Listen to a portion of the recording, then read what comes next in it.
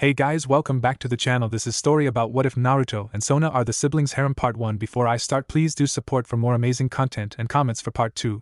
Do consider to subscribe my channel and share my video to your friends and check out the description as well. Let's start the video. Darkness.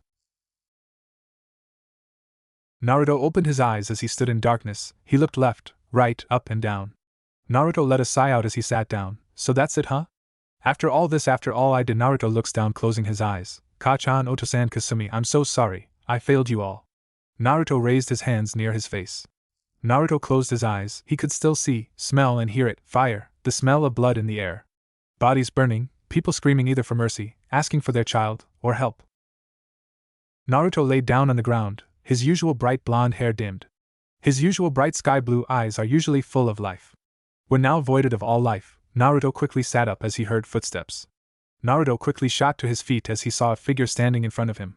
In a place that was complete darkness, this being, the outline of this person or thing, was even darker than darkness. Well, Naruto Uzumaki/Namake's, how are you? Naruto looked at the being and wondered if this was death that was waiting for him. What was he here for? To reprehend him for failing to protect his younger sister? Who knows? Naruto relaxed and sighed. Well, as you should know, terrible, horrible. I want to just move on. Naruto relaxed his shoulders as he shook his head. Why? Couldn't I make it in time? Oto-san, I'm so sorry. Naruto had a memory come back to him as Kasumi and his mother came running toward him, with tears running down both of their eyes. The dark being had a smile on its face, as Naruto could only see its teeth. It walked over to Naruto and said, yes, sad, however life goes on, and you must continue on. Besides, you were supposed to die anyways. Almost all humans have been killed off, turned into those white things are prowling around somewhere. And all the tail beasts, well, they're somewhere. Before you stopped him, that Sasuke dude would have massacred every human being in existence. So, you technically did the world a favor. Naruto just shook his head. San is gone, he killed her. By him, Naruto closed his eyes as he couldn't even think about the events that transpired. Somehow he tricked an entire village to back him, still they were even wiped out. I couldn't keep my word to Itachi, I couldn't stop Sasuke from killing my Oto-san. I hesitated. Sasuke was like my little brother, just like Kasumi is my Amuto dash. Yes, but this is no longer your issue. No longer your world, you did your work. It's time to move on. The dark being began laughing maniacally. Naruto looked at the thing as if it was insane. So, you're telling me to forget everything and everyone? I'm so mad. Naruto's shoulders slumped as he shook his head. I don't even know what to say anymore. The Otuto I raised alongside Itachi, he killed my Oto-san using my mother as bait, he almost killed my Amuto. Naruto's fist tightened. Then he killed my girl, my Yujito. The being chuckled at Naruto's plight, but it wasn't in a mocking-like tone. It was as if he expected it was going to happen. Just so you know, she protected your Oka-san and Amuto to her very last breath. Naruto grew angry as he shook his head and glared at the being. Just who the hell are you? Why am I still here? Just let me move on. Whether it's to hell or not. Naruto didn't want to go to hell, but yet he felt like he had to. The war that broke out forced Naruto to kill not only the friends he made along the way of his journey but the friends Kasumi made too. Naruto even had a hand in killing Itachi. Naruto tried to prevent Sasuke from going after him for revenge that day. Sadly, when Naruto knocked Sasuke out the first time, Itachi, as much as he didn't want to, had to fight Naruto to keep up his disguise in the Akatsuki. Itachi planned to have Sasuke kill him, but things don't always go as planned. Itachi, still playing the part, asked Naruto to fight him. Even after Naruto tried to convince Itachi to just come back and maybe he could change things, Itachi still refused, and Itachi gave Naruto no choice but to fight. The fact he had to kill not only his best friend he considered a brother, but killed the little brother he helped raise alongside the shinobi he called brother. The dark mass chuckled as he extended his hand out. Nah, I got other plans for you. Besides, you aren't done yet, you still have a purpose. You still need to keep living, so enjoy your new life. A second chance, a chance to do what you couldn't do here. Besides, don't blame yourself entirely. The world you were born in needed sacrifices. Yours was one of them. The world needs to continue now that you left it. It was a world where you don't get to win, a world that is done. Black tendrils came up from the ground and began to wrap themselves around Naruto. Naruto looked at the being with shock. What does he mean by the never going to work out? Needed sacrifices? We don't get to win? When Naruto heard those words, it angered him hearing the thing say it to him. There was always a choice. If he wanted to change, he could do it himself. Naruto extended his arms out to resist and argue, but the being smiled again and placed its arms behind its back. The being said, let me tell you something, the world that is created by someone. Meaning everything action you do, everything you say, none of it is of your own fruition. It's all pre-planned, predetermined, and pre-sanctioned. However, I am going to grant you a chance. A world where you can take it by your own hands. Enjoy. Naruto Uzumaki. Child of Prophecy. The rest of the black tendrils then covered up the rest of Naruto's vision. Before he knew it, he lost his voice, he felt smaller, and he could hear voices. However, the voices he heard were voices he could barely understand. Naruto swore he felt another foot, and he also heard various voices. One belonging to a man, and then a woman, but soon after. He soon fell asleep feeling a lot of warmth, love, and the annoying voice of what seemed to be a teenage girl squealing like a child. That was the last thing he heard and felt until everything went dark. Naruto Uzumaki/Namikaze was no more. The people he knew, people that knew him, he was not who they knew him as. Uzumaki/Namikaze Naruto is dead. The child of a noble family he is now born into, and even in this world he still is the child of prophecy. But one thing still bothered Naruto. Who was this child of prophecy? Because that was not who he was, that was Kasumi. Time skip week later. Congratulations. You have a healthy baby boy, Lord and Lady Citri. The doctor called out and handed Naruto to a nurse to be wiped down. The doctor then returned to Lady Citri. You still have one more child to go. Lady Citri continued to push their third child out. Gah. Gee, get her out of me. She pushed to get her second child out. Lady Citri was also crushing her husband's hand. Come on honey, just a few gah, crunch, snap and more pushes. We got two healthy twins. Oh Satan, this hurts. Lord Citri said proudly with sobs in his voice with tears running down his face. Mainly because currently his wife was crushing his hand, and he was pretty sure she broke a few of the bones. Soon after the doctor was able to get the last baby out. It's a beautiful baby girl. The doctor called out. The doctor wiped the baby girl down and then handed her to her mother. The nurse also walked over, handing Lady Citri her son. Lady Citri cheered happily as she had some tears run down her cheeks. Look at that. Two beautiful twins. Who was the firstborn? Lady Citri asked with much eagerness in her voice. The boy, Lady Citri. The doctor quickly replied as he and the other nurses stood off to the side for the family to connect. Lady Citri smiled as she held her babies close to her. Look, Kronak. Look, honey. Look at our beautiful twins. Kronak, Lord Citri, smiled at his wife as he looked at his beautiful children. What will their names be, Mira? Their baby girl had dark black hair and violet eyes.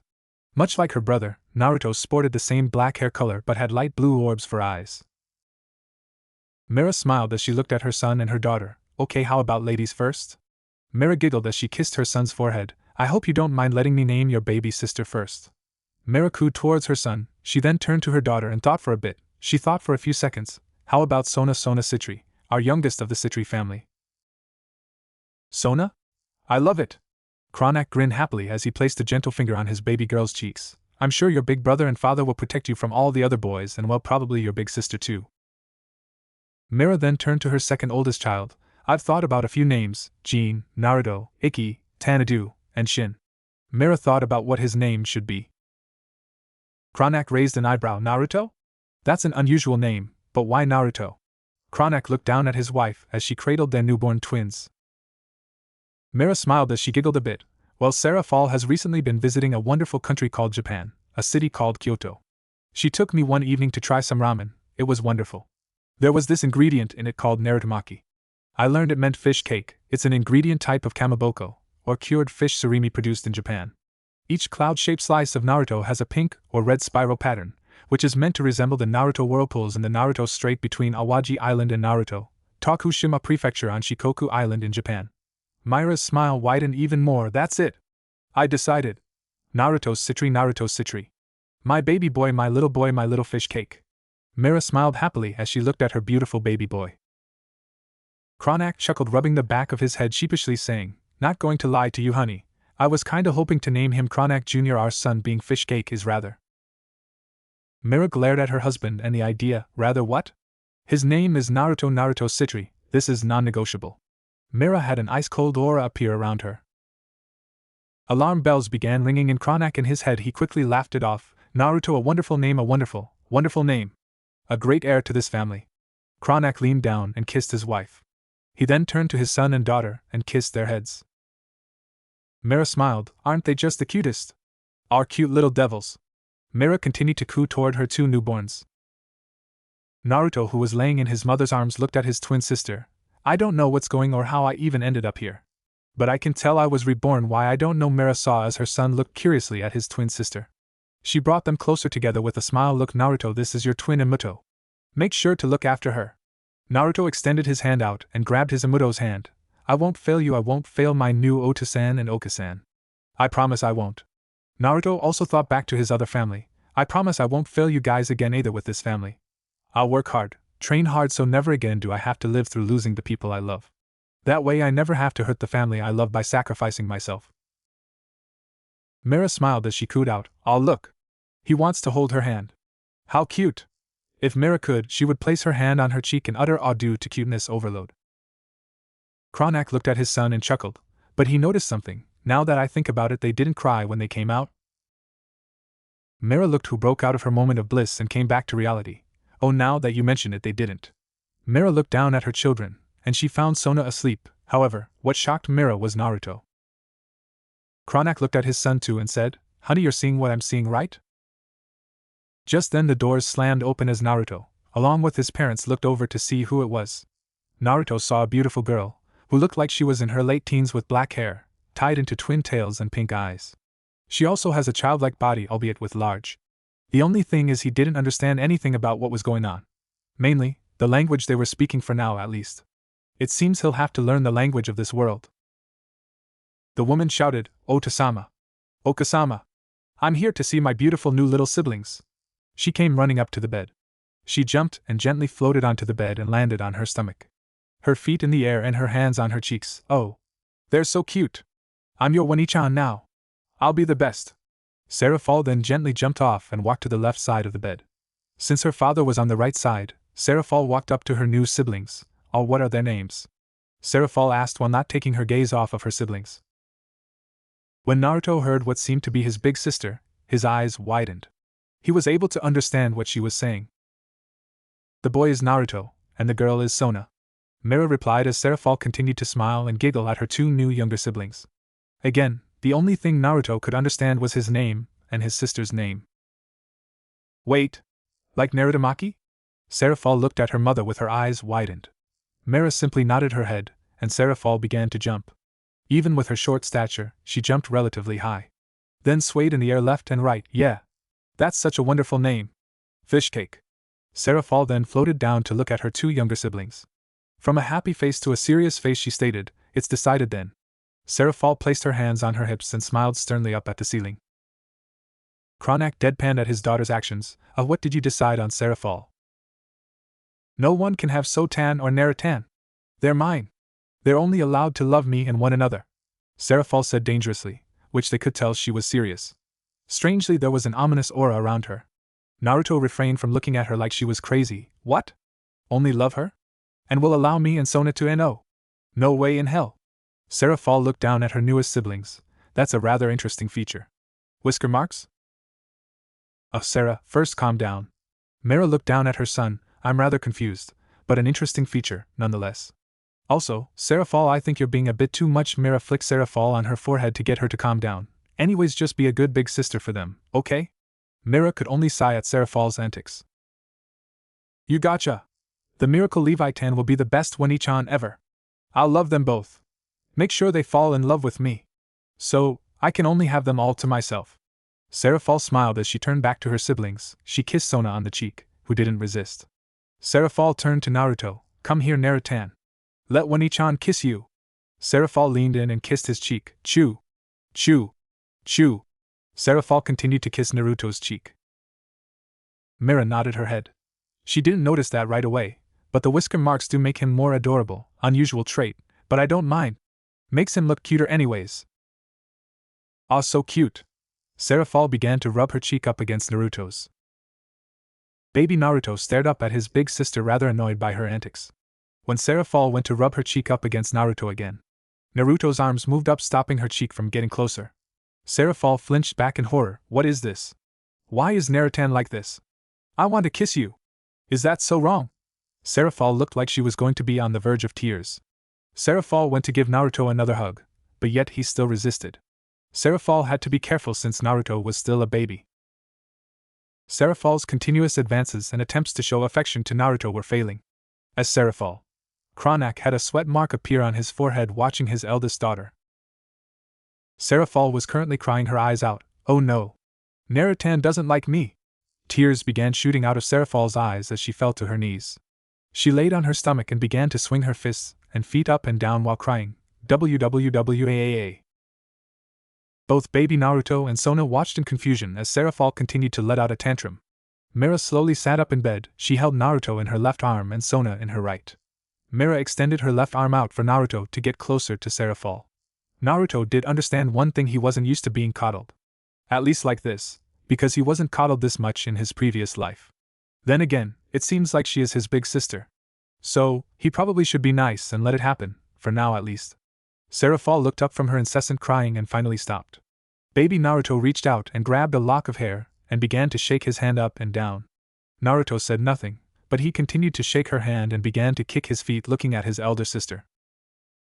Suddenly, Seraphol made a complete 180 as she screamed, "Kaya! He's shaking One-chan's hair! He tried to cheer me up!" Seraphol scooped Naruto up into her arms, twirling him around in the air. She then pulled him into a hug, smothering him in between her chest.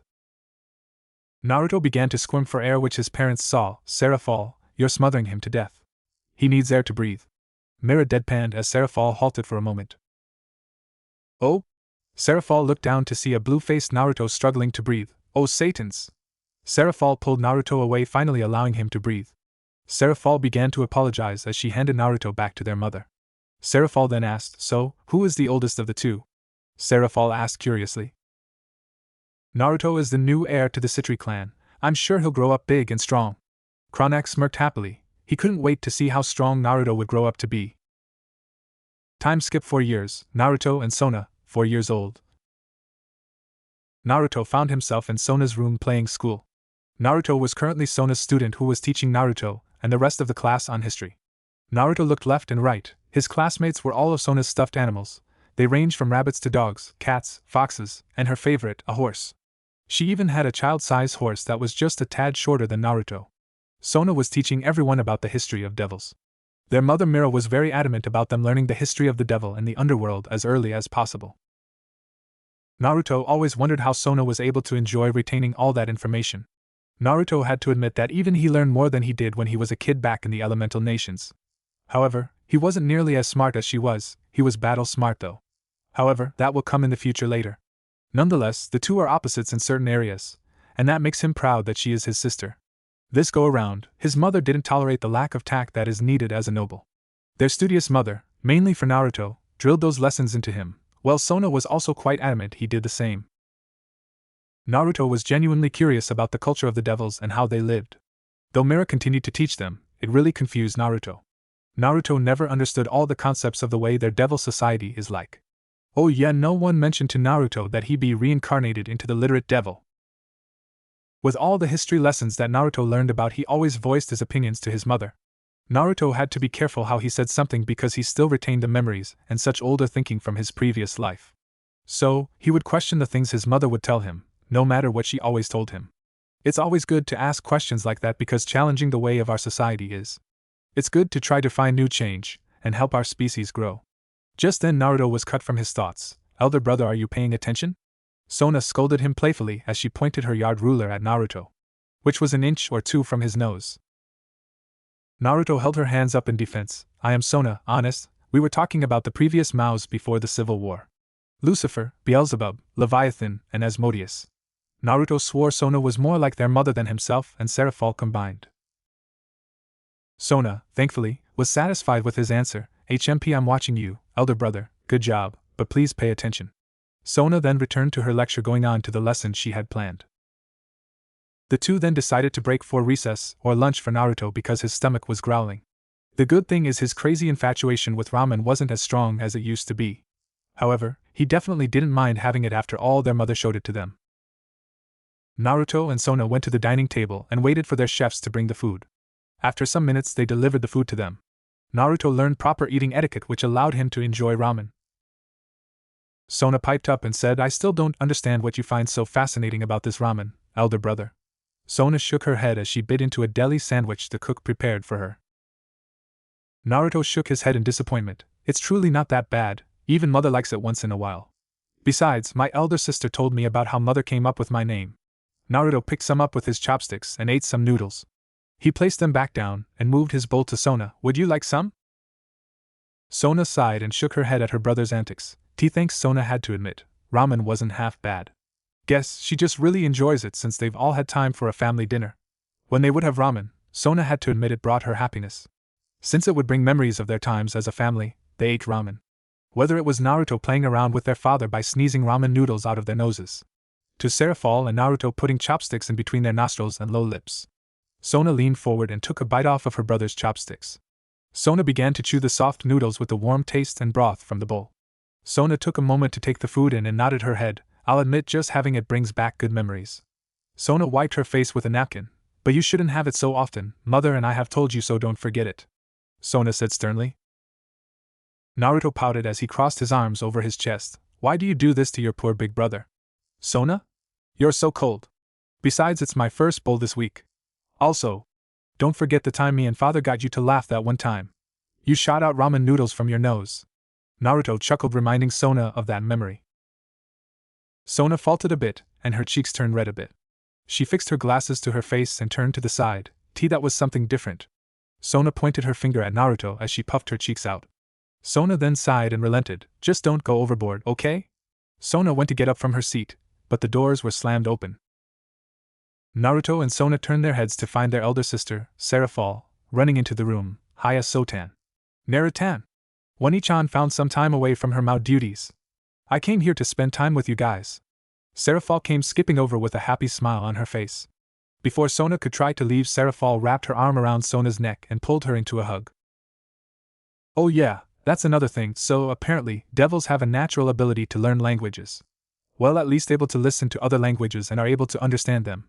When conversing, they can speak as if they know how to speak the specific language. Currently, Seraphol has picked up Japanese without needing to use the language ability that all devils possess. It was rather interesting though in the beginning that Naruto actually couldn't understand his family as a baby. Then again, you're a baby, Naruto just learned what language most devils speak anyway. Naruto began to channel magic into his hand and had a magic circle appear below him. Naruto tried to leave, but a hand grabbed his shoulder. Before Naruto knew it, the side of his face was smushed up against Seraphol's left breast while Sona was squished up against the other. Elder sister W, what are you doing? Naruto stammered out as he gasped for a breath. Naruto pulled his head out from her breast. Elder sister. Please. Sona's plea was dismissed by Seraphol as she began to march out of the dining hall. The three then were teleported to the bathing area. Seraphol said, come on Narutan. Sotan. Let's bathe together. Like we used to. Oh, that reminds me. Start calling me Wani-chan. It's cuter. You should call me that from now on. That's what people call big sisters in Japan. Seraphol began to unbutton her shirt and pulled her skirt down. Naruto began to blush as he covered up his face and turned away. Elder sister. What are you thinking? I'm a guy, so. Seraphol said, doesn't matter. Seraphol used magic to lock the door and Naruto tried to yank it open. Let's go. Seraphol chirped out as she grabbed Naruto's shirt and spun him around using her Satan strength. As Naruto spun around, his clothes went flying off his body until he came to a halt. Seraphol snickered as she looked down. My Narutan. It seems little Narutan is growing healthy. Seraphol took out a camera and took a picture of the dizzy Naruto. I need to document this. Seraphol snapped pictures of Naruto in his days. Sona blushed bright red as she shouted, elder sister. This is highly inappropriate. We are girls and elder brother is a guy, so he should. Come on, Sotan. No need to be such a Debbie Downer. Seraphol pouted as she had her arm around her little sister's arm. Just because you're jealous of my massively bigger and sexier figure. It's understandable, but I am willing to make an exception for you and Narutan. Let Wani-chan love you too with all her love. Seraphol cheered as she then spun Sona around as her clothes went flying off. Before Sona and Naruto knew it, they found themselves sitting in front of a showerhead. They were each sitting there as Seraphol was scrubbing their backs with soap. Naruto kept his head down as he blushed as his sister Seraphol scrubbed his back. For the beginning at least, Seraphol continued to scrub his back normally as she hummed a motherly tune. Sona smiled. This isn't as indecent and perverted as I thought elder sister would be. Naruto relaxed for now as his sister scrubbed his back, but suddenly he found mounds of flesh on his back. Elder sister. What are you doing? Naruto turned his head to the right as Serafal was giggling and smiling. I'm cleaning you up, Narutan. Serafal smiled as she leaned in, kissing his cheek. Chew. Serafal giggled as she moved up and down on Naruto's back with her. Naruto didn't know what to do as his face blushed hard. This is your sister. This is your elder sister. What the heck is she trying to do? Naruto felt some jiggling on his lower half as Serafal got past the towel on his waist. Serafal said, oh hey. Little Narutan is awake. A lot bigger than I thought for a 4-year-old. Serafal grinned as she held his member in her hand. Wait, your balls have dropped. How is that possible? Serafal was a little surprised, but she shrugged her shoulders. Well, it just means Narutan and I can start a family together sooner. Naruto began to panic as he turned to Sona for help. Sona, I need. Naruto deadpanned as she saw Sona flat on her back. Great. Naruto then turned to his sister Serafal. Elder sister. We need to stop this. I'm too young. Naruto's and Sona's mother made sure to inform them what the birds and the bees were. That's due to their quick advancements in their lessons. Serafal giggled as she crept forward as her eyes had stars overlay her pupils. Don't worry, Narutan. Your Oni-chan will take great care of you. That's because you can only love your Oni-chan. I will only let you put a baby in me. Wham! Serafal froze mid-sentence. As a large bump appeared on her head, she fell to the floor and passed out. Naruto saw Mizore there holding a bat made of ice. She sighed. Well, at least we were able to stop her. Lady Citri said Serafal was up to something. Mizore moved her lollipop from one side of her mouth to the other. Did she do anything, Lord Naruto? Mizore asked worriedly for Naruto's and Sona's innocence. Naruto fell on his ass back on the seat as he sighed. Thanks, Mizore-sensei. Elder sister can be too much sometimes. Though I'm worried she might be labeled as a sex offender. Its death even came walking in. She picked Serafal up and placed her on her shoulders. Sorry about that. Regardless of what happened, you may resume. I will inform Lady Citri. Lady Serafal must get back to her duties. Naruto got a full view of Serafal's ass, which he had to admit was a nice shape and firmness. Well, it seems you've grown a little bit earlier than you should have, Lord Naruto. Its death giggled as she pointed out Naruto's current boner.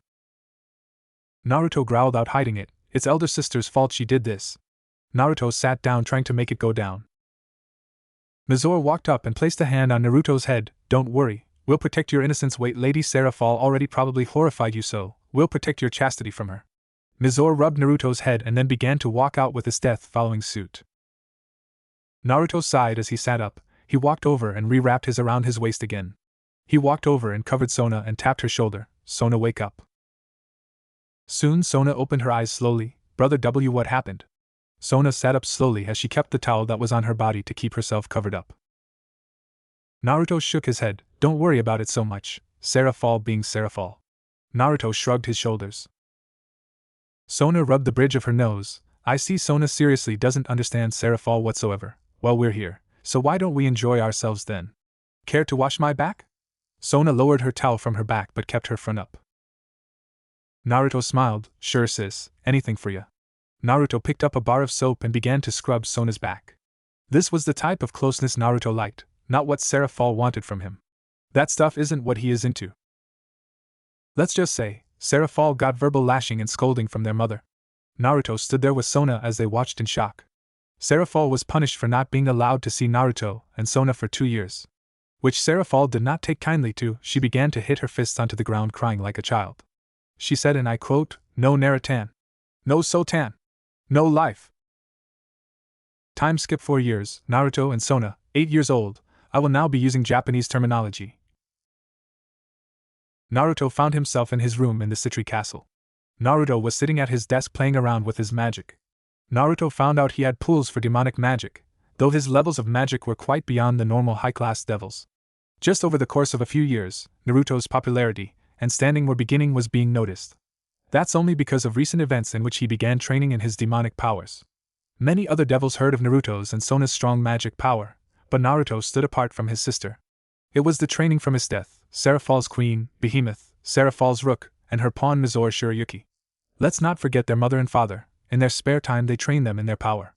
They trained Naruto and Sona in their demonic power, and Naruto was noticed to be especially gifted with hand-to-hand combat, which was left to Behemoth to train Naruto in that. Naruto recently finished a long study session with his mother, who was teaching him and his sister Sona about the underworld. He was currently in his room playing chess against his twin sister Sona. For whatever reason, Kami decided that Naruto inherited his ridiculous luck from his previous life. Naruto was never one for chess, granted he knew how to play. Naruto learned that he was very smart for his age, but Sona was even more so. Sona was more analytical and a stronger strategist than her twin. Though, when Naruto and Sona faced one another in chess, it drove Sona up the wall. Naruto let a small chuckle out. Come on, Sona, this is our 6th game. Naruto placed a hand on his cheek. He loved his sister dearly, but sometimes she was a bit much. I will beat you this time, Oni-sama. Brains will always beat brawn over a strategy game like this. Sona moved her bishop into position. Naruto sighed as he moved his knight, check and mate. Naruto finished as he fell on his back on the bed. You said that the last 249 games of chess that we've played, I've won 188 and you've won 61. You won every 60 games. After that game began to beat you until I let you win that one game. Sona clicked her teeth annoyed. Dang it, Oni-sama. How do you keep doing this? I never see any form of strategy or anything. When did you get so good? You've begun to beat me ever since I hit 60 wins. Naruto rolled his eyes. She was a persistent person. When Sona began to realize how she had to act, she began to change slowly. He loves his sister dearly, but he missed it when he ran around the house giving her a piggyback ride. Playing hide and seek with her, tag, catch, or watch some movies and TV shows together. Sona huffed out a sigh. Fine, I'll concede for now, but I will figure you out somehow. Naruto sat back up as he reached out and placed a hand on Sona's head, patting it. I'm sure you'll beat me again one day, Sona. When I let you win that one time, you made me promise to always try my hardest against you. Naruto smiled as he looked at his sister. She had black hair which was in a bob cut, and violet eyes. Naruto turned his head to look at the mirror. Naruto also had black hair like his sister. Though his hair was still its usual spiky design, some of his hair is longer on the sides. His hair was very similar to how his father Minato had it when he was still his son. Naruto then also had light blue eyes similar to his father, while Sona had their mother's violet eyes. Sona simply puffed her cheeks out, but she let a sigh and decided to drop it. Sona looked at the door as it opened. Their mother came walking in. Sona, Naruto, what are you two up to? Mira came walking into the room and stopped about halfway once she was in the room. Beat her again in chess, she's getting better. Just can't understand my strategy. Naruto chuckled as he placed his hands behind his head. Sona pouted as she looked at her twin. Anyways, is there something you need, mother? Sona turned her head from her brother to her mother. No, not at the moment, but I figured I'd come here to inform you two of something. I heard a lot about your progression in your training in demonic power. Mira smiled as she motioned for them to come to her. Come with me, I wish to hear about your training with Seraph's peerage members. She turned and began to walk out of the room as Naruto and Sona hopped off the bed and trotted up to their mother. So Sona, how about you? I've been told you've been heavily focusing on your magical abilities. Sona nodded her head as she fixed her glasses to her face. Yes, Okasama, as my level of demonic power is lower than I want it to be. I can perform a lot of the techniques I've been shown by Estet-sensei and Mizore-sensei. Though my hand-to-hand is much to be desired. Behemoth-sensei has been doing his best. I see, Naruto, how about you? Mira turned to her one and only son Naruto to hear about his progress. I've been picking up hand-to-hand easily with Behemoth-sensei, as well as learning water magic from Estet-sensei and Mizore-sensei. Naruto smiled brightly as he thought back to the new moves that they taught them. I'm hoping to eventually advance my skills further and get stronger. Mira wondered, is there a reason why you want to get stronger, Naruto? Mira turned her head towards her son and slightly tilted her head in curiosity. Sona fixed her glasses and turned her head to Naruto. Naruto scratched his cheek and thought about it for a few seconds. An image of Kasumi flashed through his mind, along with Minato and Kushina. Naruto smiled. Well, I guess there are a few reasons why I want to get stronger. Naruto needed to come up with a reason for one of them. Well, I read up on some stuff about philosophies that you taught us, mother. I want to get stronger to protect the ones that I care about. I've begun to believe that you become stronger when you have someone or something you want to protect. Naruto smiled as he moved in between his sister Sona and his mother and pulled them into a hug. Of all the enemies that us devils have, I would like to get as strong as possible. I'm sure there might be a day when I need to fight. That or protect someone like Sona or members of my peerage. Oh, that also goes for you and Otasama as well. Sona smiled and blushed a bit. Thank you, brother, I promise to help protect you too. That way we can protect the people precious together. Sona leaned in, pushing her cheek up against Naruto's cheek with a grin on her face. Mira smiled at the scene and the reason for Naruto's desire to get stronger. Well, that's a wonderful reason, Naruto. I'm quite happy to hear that. Not my devils around today are like you or Sona. For now, let us head to the dining hall, it is supper time. The 3 Citri members went to the dinner table and sat down to eat. Kronak smiled at his 2 twins, Sona-chan. Naruto-kun. What have you two been up to? Kronak has been pretty busy lately managing the Citri clan and their land. Been a few days since he has seen his kids, but he has heard about their training. Naruto decided to speak up first. Sona and I have been continuing our studies with Ka-sama when we're with her. Other than that, we train with Wani-sama's peerage members. His Death-sensei helps Sona with sword techniques. I've done more hand-to-hand fighting with Behemoth-sensei. Mizore-sensei and his Death-sensei teach us how to manipulate water. I'm quite proficient with water, but I've been trying hard to reach out to other elements too. Another element I've been pretty good at is lighting, and the next is fire, though earth is by far my weakest. Then Behemoth-sensei has been a great hand-to-hand instructor. Oh, I can't forget wind isn't too bad, but it's not as good as my lighting and fire magic. I see, that's wonderful. What about you, Sona-chan? Kronak smiled brightly at his next child to see what she had been doing. Well, Oto-sama, I've been doing the same as Oni-sama, but learning to use a katana with his Death-sensei. Learning water magic alongside Oni-sama has been challenging. Oni-sama and I have vastly different size mana pools than one another. However, I seem to have better control and can perform techniques after they have been taught to us. Tough as it is, I've been learning hand-to-hand alongside Oni-sama with Behemoth-sensei, but he is quite the sensei. I don't have the stamina as Oni-sama does, and it makes it hard for me to strictly use hand-to-hand. So, I practice mainly throwing to and redirecting incoming attacks. That way I can keep my distance where I feel most comfortable. I will not stop training, but I will recognize it won't be one of my stronger suits. Sona fixed her glasses to her face. Then there's the issue of trying to beat Oni-sama in chess. Sona said embarrassingly. Sona and Naruto beat their parents at chess pretty easily, but the only time Sona beat Naruto in chess is when he let her. Did I mention that Sona didn't speak to Naruto for weeks after that? Kronak chuckled listening to what his children had been up to. That's good to hear, Sona. I'm sure you'll make us proud. If you're anything like your Ka-sama and Wani-sama, I'm sure you'll become one heck of a powerhouse with water magic. Kronak had a big grin as he looked at Sona. Naruto smiled hearing his father praise Sona for her hard work. Naruto understands how hard it has been for Sona to try to keep up with him. Kronak turns to Naruto. Naruto, my boy. I've heard how much you've grown in the past few weeks. I'm proud of how far you've come. Behemoth tells me the natural strength and demonic prowess that you possess. Naruto chuckled as he rubbed the back of his head. Don't be like that, Oto-sama. I might be better at fighting. However, Sona is better at the strategy stuff than I am. Naruto didn't want Sona to feel like she had to good as he did, but he wanted her to know that everyone is good in their way. Sona and I work well together. When we sparred against Behemoth-sensei or his Death-sensei, we put up a good fight. Though we seem to struggle on our own. Naruto chuckled as he looked towards Sona. Sona's the brains, I'm the brawn, and I usually can adjust if Sona needs me to. So yeah, if anything, the credit should also go to Sona on that. Sona blushed at the comment from Naruto. She appreciated how much he appreciated her help. Thank you, Naruto Oni-sama. Sona had a smile appear across her face. I think we work well. I can't wait to get our first peerage members. Kronak smiled. I see, I'm glad to hear it. Serafall comes around again when you both turn 11 to go to Ijuka to get your first peerage members. Kronak gestured to the butlers to serve them their dinner.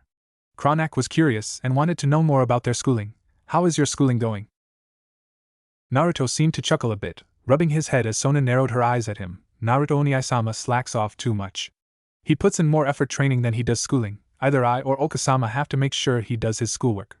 Sona fixed her glasses to her face. That's the one thing I don't get about Oni-sama. Naruto looked at Sona with a betrayed look on his face. Come on, Sona, no need to be so harsh about it. When you make me, I do my work. Plus, I always do well on my exams and homework. Naruto pouted cutely as he crossed his arms over his chest. Yeah, you wait until the night before they're due to do your work and studying. Sona shook her head. When I'm there, I'm able to make you do your work. Sona smirked. She had a secret weapon to use against Naruto all the time. Naruto glared at Sona for that. Come on, Sona. I'm your Oni-chan. When you use that Naruto saw Sona making a cute face with a small smile on her face. Somehow Sona learned to make her eyes gleam, and her bob haircut made her look too cute. Naruto couldn't bring himself to continue. Dang it, Sona. It's hard to say no to you. That's so mean. Using your cuteness against your loving and caring Oni-chan. Toying with my emotions too. Naruto hit his fist into his thigh. Mira giggled at her children's antics. I'm just glad we nicked that pranking habit of yours in the bud. Mira placed a hand on her son's head, petting it. She allowed her fingers to gently flow through her son's hair. Regardless, why don't we all enjoy the food? I want to hear what you guys plan to do for your schooling in the future. Naruto let out a groan as he hung his head thinking about more schooling. He and Sona were already taking middle school classes once they turned 8, and the two excelled. Naruto wondered if it was due to genes that his parents were smart, so it was passed down. He definitely wasn't as smart as he is now as he was back in the Elemental Nation.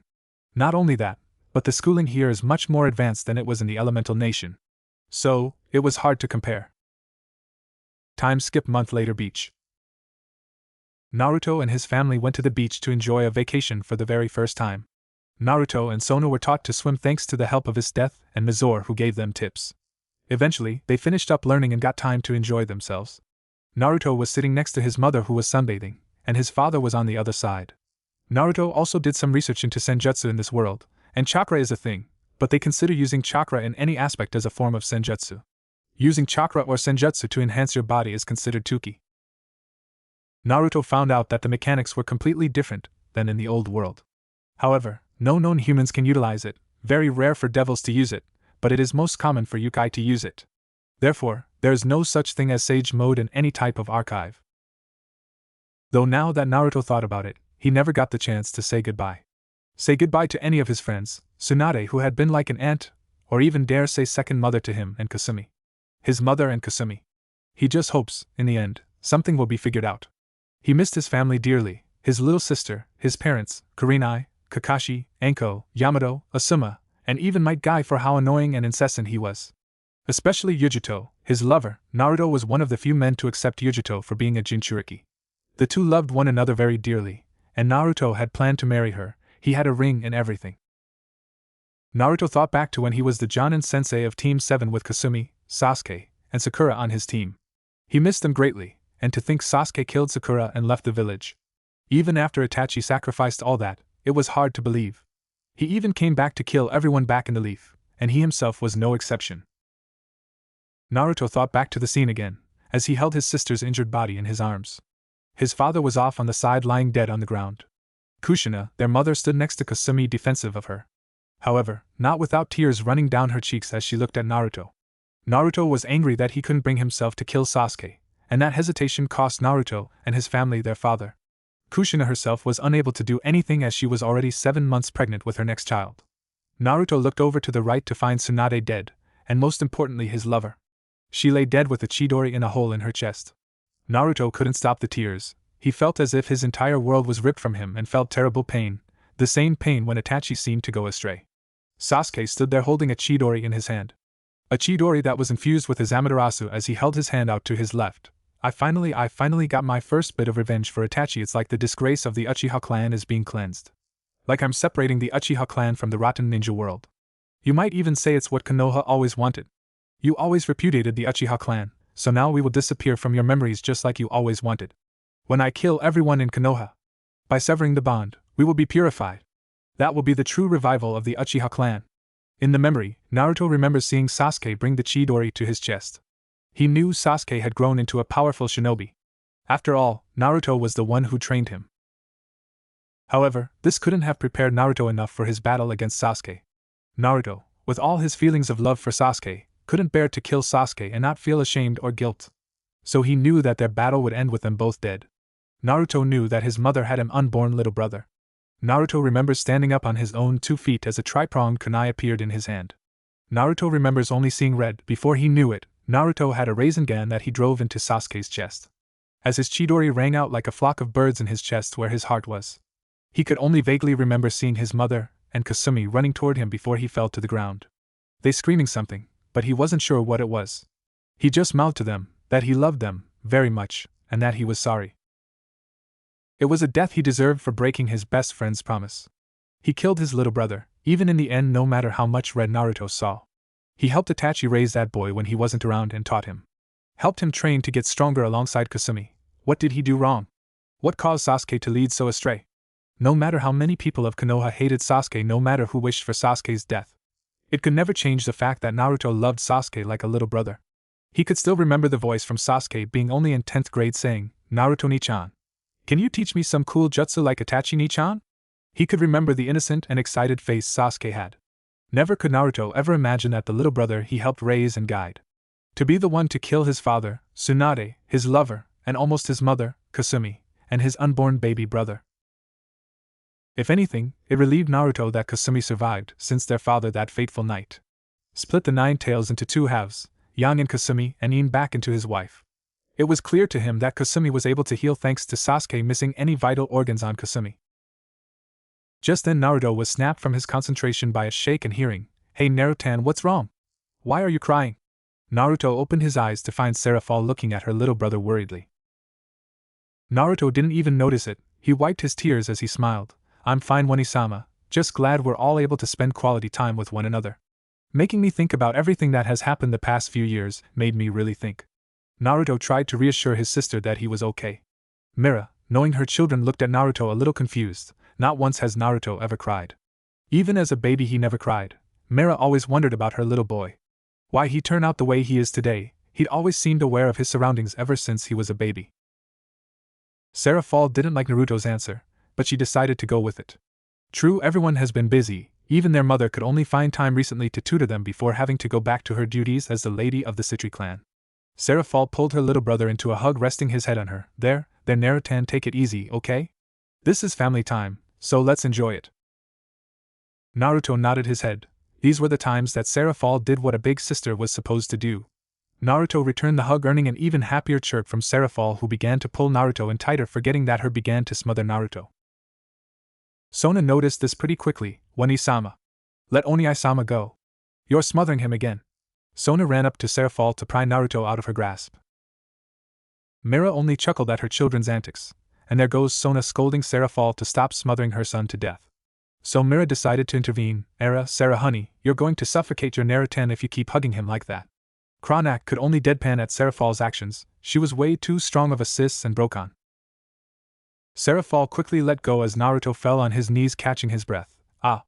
Seraphol began to panic as she comically began to bounce left, right, behind, and in front of Naruto, panicking. "Naruto, are you alright? One-chan is sorry. Sorry. Sorry." Naruto began to catch his breath and slowly stood back up. Seraphol bounced back in front of Naruto as she said, "One-chan is sorry, I forget sometimes. One-chan just loves coddling her Sotan and Naruto." Seraphol began to tear up while holding her hands up to her chin. Her eyes became big and watery, making it look like Seraphol was about to break down and cry. Naruto just patted her head. "It's okay, One-sama, I know you love us very much. Even though sometimes it's a bit excessive." Naruto turned his head to meet Sona's eyes. He continued to turn to his mother and father. "Yeah, I'm just glad we're here together as a family. Oh, not forgetting about you three. It's Death Sensei. Mizore Sensei. Behemoth Sensei." Naruto waved to Seraphol's peerage members, who all waved back at Naruto with smiles on their faces. Underworld 6 months later. Naruto and Sona have continued to train under their senseis and study under their mother's tutelage. Today was a special day for Naruto and Sona in the underworld because they were at the entrance of their house waiting for guests. Their father, Kronak, had invited one of his closest friends over to the house.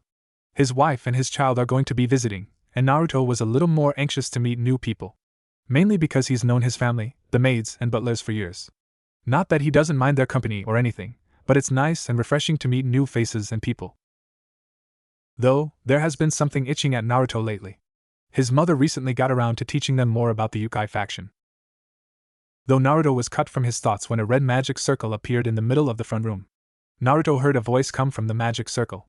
At the same time, the magic circle floated into the air and separated into two separate magic circles. One going to the floor and one going up into the air. Once the glow dispersed, 3 people stepped out of the circle. Kronak. "My old friend. How are the new little devils you got treating you?" Naruto immediately knew who they were thanks to his mother's tutoring. The man who stood next to his wife and behind his daughter had the appearance of a middle-aged man, with long crimson hair that is tied into a loose ponytail with a black hairband. He has bright blue eyes just like his daughter and his oldest child Surzex. Naruto knew him as Zeoticus Gremory. His wife who stood next to him was his wife Venelana Gremory. An ex-member of the Bale family, known for their destruction magic, looked very similar to her daughter. She had shorter flaxen hair and violet eyes. Due to her being devil like everyone else, she looked the same age as Seraphol and their mother. But that's what is usually common amongst all devils. Kronak lifted his arm and greeted his friend, walking over to him. "Zeoticus. Good to see you too. Glad to see that your daughter hasn't driven you too crazy." The two went into a bro hug as they smirked at one another. Zeoticus smiled and said, "Well, old friend, it seems you've multiplied by 2 the last time I visited. Xiaticus shifted their bro hug to face Kronak's new children. Well, hello you two, who might you two be? Xiaticus played coy, acting like he didn't know their names. Naruto and Sona both politely bowed to Xiaticus. Hello, Lord and Lady Gremory-sama, it's a pleasure to meet you. My name is Naruto Citri, the next head of the Citri household. I'm sure you know who we are. I'm sure many know me and my sister, Sona, by the nickname, the Miracle Citri Twins. Sona blushed a bit at the nickname Naruto threw in, but it was true that Naruto and Sona were known as that in the underworld. Because when it was heard that Mira was having twins, it was extremely welcoming and promising for all the full-blooded devils. Having one child is great, but having twins is astounding for all devils. That's due to the devil's low fertility rate. Sona then said her piece. Lord and Lady Gremory-sama, it's a pleasure to make your acquaintance. My name is Sona Citri, the twin sister of Naruto Citri. Please pardon my Oni-sama's ridiculous nickname for us. Sona jabbed her elbow into Naruto's side, causing him to glare at her. Mira sighed, seeing the twins. They usually do this, and Naruto takes any opportunity to use their nickname to tease Sona. Venelana smiled as she walked up to them. It's a pleasure to meet you both, you're both so well spoken. I am Venelana Gremory, you may call me Oba-chan or Veni Oba-chan if you wish. Venelana placed two hands on top of their heads, rubbing them. You two look so adorable. Venelana then turned her head to the side as Naruto was met with a pair of blue eyes that quickly left him to meet his parents' eyes. The girl with blue eyes smiled and bowed respectfully. Hello, Lady and Lord Citri-sama, Naruto, and Sona, my name is Rias Gremory, heiress of the Gremory family. It's a pleasure to meet both of you. Rias for now is a beautiful young girl wearing a purple frilly dress. Rias then turned to Naruto and Sona. Hello, it's nice to meet you too. I hope we can become good friends. Rias smiled at the two. She was nervous to make new friends. It was something she was hoping they would become friends together. Naruto was happy to meet Rias and her parents. Hello, Rias. I'm sure we'll be great friends. Come on, Sona, say hi. Naruto gestured to her sister to say something. Sona was a little unsure as she looked at Naruto nervously, and then looked at Rias. Sona walked up to Naruto and hid half of herself behind him. Naruto was a little surprised by this, to think that Sona was so unsure about a new friend. My name is Sona, nice to meet you. I am sure we can become friends. Kronak, Xiaticus, Mira, and Venelana chuckled watching their children interact with one another. Venelana then said, Kids, why don't you all go have some fun and play for a bit? We grown-ups have something important to talk about, okay? Okay, Okasama. Come on, let's go. Rias jumped forward excitedly as she grabbed onto Naruto's hand and then grabbed Sona's. Naruto laughed a bit as Rias was acting just how Kasumi used to be. As Naruto was dragged off in the distance by Rias, he looked to Sona to find her flustered and confused by this rambunctious girl's actions. It'll be good for Sona to make a friend her age. Especially if it's a girl. Once the three made it further into the house, Naruto spoke up. Rias, do you by chance know where we're going? Naruto said jokingly, which caused the heiress of the Gremory family to freeze on the spot. Rias turned her head a bit to face them and giggled. Oops. She closed one eye as she stuck out her tongue to the side. Well, where do you guys want to go? What do you all want to do? Rias asked as she twirled around in a circle. Naruto had to admit, she was cute along with Sona. He was pretty sure a lot of people were going to find Sona and Rias quite attractive once they grew up. Well, we got a library, the training field where Sona and I train with our senseis when we get free time. Naruto placed his finger on his lip, tapping it and thinking of other things. We could teleport to the markets in town, but that's about it. We don't have a lot around here, some board games and stuff like that. With the adults. The parents of the new generation of devils went into the family room. Kronak and Xiaticus sat next to each other while Venelana and Mira sat across from them on the other couch next to each other. Kronak started, So old friend, what can I help you with today? Xiaticus simply said, What, I can't stop by and see how my best friend and his wife are doing? Of course, I'd love to hear about your kids. Yes, we've heard quite a lot about them. Especially the nickname, the Miracle Citri Twins. A rather cute and interesting nickname, I have to say so myself. Venelana giggled into her hand at the cute nickname the two had. I'd love to hear what Sona and Naruto are like. Kronak snickered and said, First off, it was a nickname my son came up with, and it just stuck. A lot of nobility like giving them such a nickname for the two. Now as for my little Sona is going to be a real beauty when she gets older. Kronak slapped his hand on his thigh. She's already very smart and intelligent, but the only person so far she hasn't beaten in chess is Naruto. Oh really, it seems he might be very bright and intelligent as well. Xiaticus was impressed that Sona was able to beat everyone else within the Citri house. But Naruto, are you saying she beat everyone here? Kronak nodded his head. She's amazing when it comes to using her brain, very smart and intelligent. Kronak turned to his wife, giving her a wink. I know where she got that from. What of Naruto-kun? Venelana wondered curiously. If Sona hasn't beaten Naruto, how smart is he? Mira shook her head, letting out a sigh. That boy is unlike most any devil I've ever seen. He's very polite, kind, and nice to everyone. Though, he has a bad habit of coming up with rude nicknames for those who he doesn't respect. Then cute and endearing nicknames for those who he cares for and likes. Like Behemoth, for example. Honey, what was the nickname, dear? Kronak deadpan. Pretty sure it was Old Bones. Kronak scratched his head as he shook his head. He isn't the best when it comes to sitting still for hours on end studying. He'd rather be out knocking some heads together, but the kid is bright, very bright when it comes to fighting. He's got a strong body, and his magical power far exceeds mine when I was his age. Zeoticus placed a finger on his chin. Interesting, seems to have quite the potential. Mira nodded her head.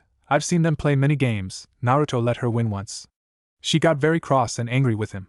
Mira shook her head, laughing at how mad Sona was at that one time. She stopped talking to him for weeks. Since then Naruto has beaten her in every game, but I swear that sometimes he seems older than he leads on. What do you mean by that?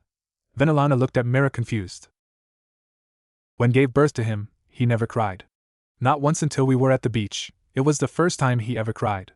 Mira placed a finger on her lower lip. Naruto has always been pretty mature for his age, and he acts childish for Sona's sake. He's always been curious about the other factions, the angels, and fallen angels. Especially the Yukai. He seems to be dead set on learning about senjutsu. Mira took a sip of tea they were served by their maids. I'm worried about what he wants to do in the future. Sometimes I wonder who my son is, that's how secretive he has been. Mira began to choke up as she wiped some tears. He's my own son, I gave birth to, yet I feel like I don't even know him. He's also been so aware of his surroundings, even dare say ever since I gave birth. Secretive? But you guys have been with him ever since he was born, right? Zeoticus was brought up confused by Myra's words. Well, that's the thing. Kronak added, and he continued from what his wife was saying. I'm ashamed of myself as a Tusan as well. I should know what my son wants. He should act happy and also be oblivious to things until he gets older. Yet he is so aware, and he knows how to hide things well, in fact too well. Not only that, but Naruto is powerful, as his effect has greatly affected how Sona turned out to be. They aren't like the normal noble devils who act high and mighty all the time. Though for Naruto we worry about him because it feels like we don't entirely know who our Naruto is. Kronak has an upset look on his face. Zeoticus placed a hand on his friend's back. Old friend, I'm not sure how to feel. Though I can see it's affecting you. Have you ever tried to ask him? Well, that's the thing, his choice of words is not ordinary wise actually. I mean by the time he began training at 4 with Behemoth. Mira looks outside and says, Behemoth and his death say that he has the eyes of a soldier. A soldier who has seen hell and has seen their loved one die before. Venelana was baffled by the words that came out of her best friend's mouth. I see, well, I'm even unsure of what to say. For now, just keep an eye on him, if you need anything. Please don't hesitate to call us. Venelana placed a hand on Myra's lap as Mira wiped a tear from her eye. She was worried about her baby. Her Naruto has always been such a ray of sunshine, but there is something he is hiding. They just don't know how to approach him about it. Kronak shook his head and decided to change the subject. Well, enough about us. Tell us, what about Rias? We want to learn what kind of girl she is. Maybe she and Naruto could end up together. Mira giggled and Venelana smiled quite happily at the idea of that. Zeoticus chuckled at that as he rubbed the back of his head. That's the thing, old friend. I was think you might be interested in making an arranged marriage between Naruto and Rias? Kronak's and Myra's eyes widened at the sudden proposition from the Gremory family. Kronak and Mira looked at one another and then back at their friends. Not that I wouldn't mind our kids being wedded together. But why ask us? Zeoticus was unsure of what to say until Venelana elbowed him in the side, causing him to flinch in pain. Ow. Okay, I'll say it. Zeoticus looked at his wife with a rather upset look on his face. She was so cruel to him sometimes. Well, long story short, Lord Phoenix proposed an arranged marriage between Rias and his third son Riser. You told him no, right? We've all heard how Riser has been growing up lately, right? Kronak looked at his best friend confused. I wouldn't even let that brat near my Sona with a 39.5-inch pole. Venelana angrily took over as her husband was being too slow. Thankfully, before he could say anything, I was able to speak up. Venelana crossed her arms under her. I suggested to Lord Phoenix that we would discuss and talk about it. I said that we already had plenty of offers already. As you know, we denied many. Though Lord Phoenix is a friend, of course, I mean we were all together during the Great War after all. Kronak rubbed the back of his neck, so we told him to let us think about it, and talk to other people who would want Rias's hand in marriage. Mira nodded her head, understanding the situation. Not a bad idea, assuming we all understand who Riser is and what he likes to do. I assume you're hoping my Naruto is a better match for her than him? Xiaticus and Venelana both nodded their heads as Kronak and Mira nodded in acceptance. Well, I have no issue with it. Kronak looked to Mira with his arms over his chest. I think it would be good if we help out our friends. If the two do so happen to fall head over heels for one another, I don't think it could be all too bad. Right? Mira smiled as she began to daydream. Oh, cute little black-haired or red-haired grandbabies running around, ah ha ha ha. Kronak, Mira, and Xiaticus all sweat dropped. Truly, Mira just wanted to spoil her grandchildren rotten. It was no surprise to anyone. Everyone knows Mira has a weakness when it comes to family. Now that Kronak thinks of it, maybe that's where Sarah Fall got it, albeit it being more extreme. Kronak smiled and said, why not, old friend? Of course. We should explain the situation to Naruto, Sona, and Rias. That way they're in the loop of everything. Good thing you married Venelana, Xiaticus. Otherwise, your ass would be grass once your little girl grew up. Flashback before Naruto was born. In the pool of souls that are to be created and born, they were floating aimlessly for their new host. Though there was a certain soul that seemed to have a red aura tied to it, the other souls were just waiting until it was their time to head down toward their new life. Whether it be a devil, angel, fallen, yokai, or even a vampire. Just then there was a cut in the dimension as a ghostly being appeared. The being had a translucent, ghostly demonic visage. It is much larger than an average human. It possesses long, shaggy, white hair, from which 2 red horns protrude, as well as purple-colored skin. It is draped in a large white kimono and carries a set of prayer beads. The Shinigami laughed as it floated up to the red glowing soul. Why hello there, Drag, or Red Dragon Emperor. The being within the sacred gear could not hear the Shinigami. I've got a new body and soul for you to join. The one above all demands that this happens. You can thank the one above all for your chance of fate better than this perverted fool, I'd say. Don't worry, this soul shall not die. The Shinigami began to shake its prayer beads as it stabbed its tanto into the soul and pulled Drag out. The Shinigami held the soul of the Red Dragon Emperor up to his face. You'll find your new host in a new plane of existence. Fuse, join him, and become the strongest Red Dragon Emperor to ever exist. The Shinigami then took his blade and sliced the rift open. It moved through the hole, disappearing to go meet where the other soul was. The Shinigami, where Naruto's soul is, approached the being, which was a black mass and white teeth. The Shinigami took the red soul of Drag and placed it near Naruto. The Shinigami smiled as he felt the sacred gear fuse with Naruto's soul. Commence operation. 7. The black mass with white teeth grabbed onto Naruto's soul that fused with Drag and held it up to the Shinigami. Now go fulfill your role. The Shinigami nodded its head as he sliced another rip in the air. He was transported back into the new world. The Shinigami took his Tanto sword and stabbed his stomach, releasing the contents within his stomach. The Shinigami watched as Naruto's soul left his stomach and began to float in the abyss of light, where all other souls awaited until it was the time of conception. The Shinigami laughed as it sliced the dimension open with his Tanto. This allowed him to move between worlds, and different worlds' life and death. He left Naruto's soul in the floating abyss of light waiting to be reborn. Though before he left, he caught a glimpse of Naruto's soul. He had 9 mini solar flares flying off the soul, along with his soul having a glowing mixture of red with many other colors. The Shinigami chuckled as he left, closing the rift. Enjoy your new life. Citri Naruto. The parents of the new generation of devils went into the family room. Kronak and Xiaticus sat next to each other while Venelana and Mira sat across from them on the other couch next to each other. Kronak started, so old friend, what can I help you with today? Xiaticus simply said, well, I can't stop by and see how my best friend and his wife are doing. Of course, I'd love to hear about your kids. Yes, we've heard quite a lot about them. Especially the nickname, the Miracle Citri Twins. A rather cute and interesting nickname, I have to say so myself. Venelana giggled into her hand at the cute nickname the two had. I'd love to hear what Sona and Naruto are like.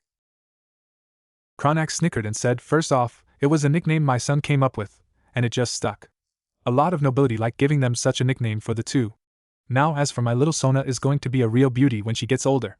Kronak slapped his hand on his thigh. She's already very smart and intelligent, but the only person so far she hasn't beaten in chess is Naruto.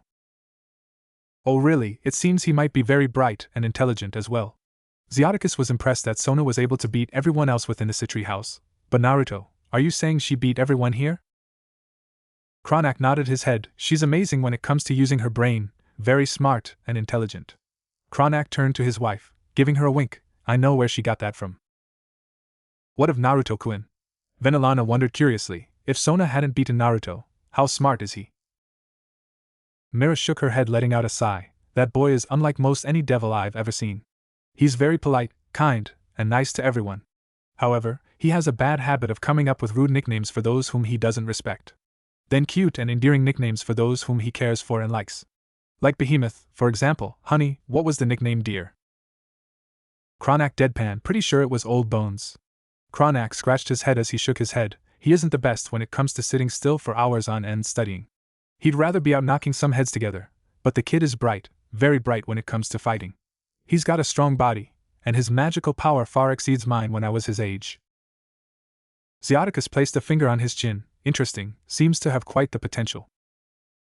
Mira nodded her head. I've seen them play many games. Naruto let her win once. She got very cross and angry with him. Mira shook her head, laughing at how mad Sona was at that one time. She stopped talking to him for weeks. Since then Naruto has beaten her in every game, but I swear that sometimes he seems older than he leads on. What do you mean by that? Venelana looked at Mira confused. When gave birth to him, he never cried. Not once until we were at the beach. It was the first time he ever cried. Mira placed a finger on her lower lip. Naruto has always been pretty mature for his age, and he acts childish for Sona's sake. He's always been curious about the other factions, the angels, and fallen angels. Especially the Yukai. He seems to be dead set on learning about senjutsu. Mira took a sip of tea they were served by their maids. I'm worried about what he wants to do in the future. Sometimes I wonder who my son is, that's how secretive he has been.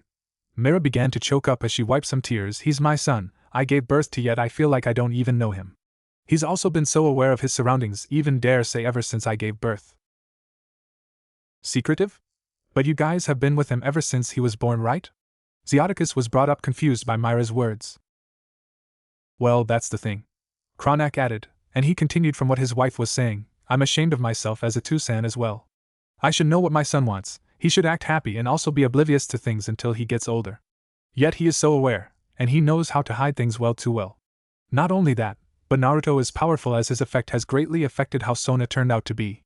They aren't like the normal noble devils who act high and mighty all the time. Though for Naruto we worry about him because it feels like we don't entirely know who our Naruto is. Cronak has an upset look on his face.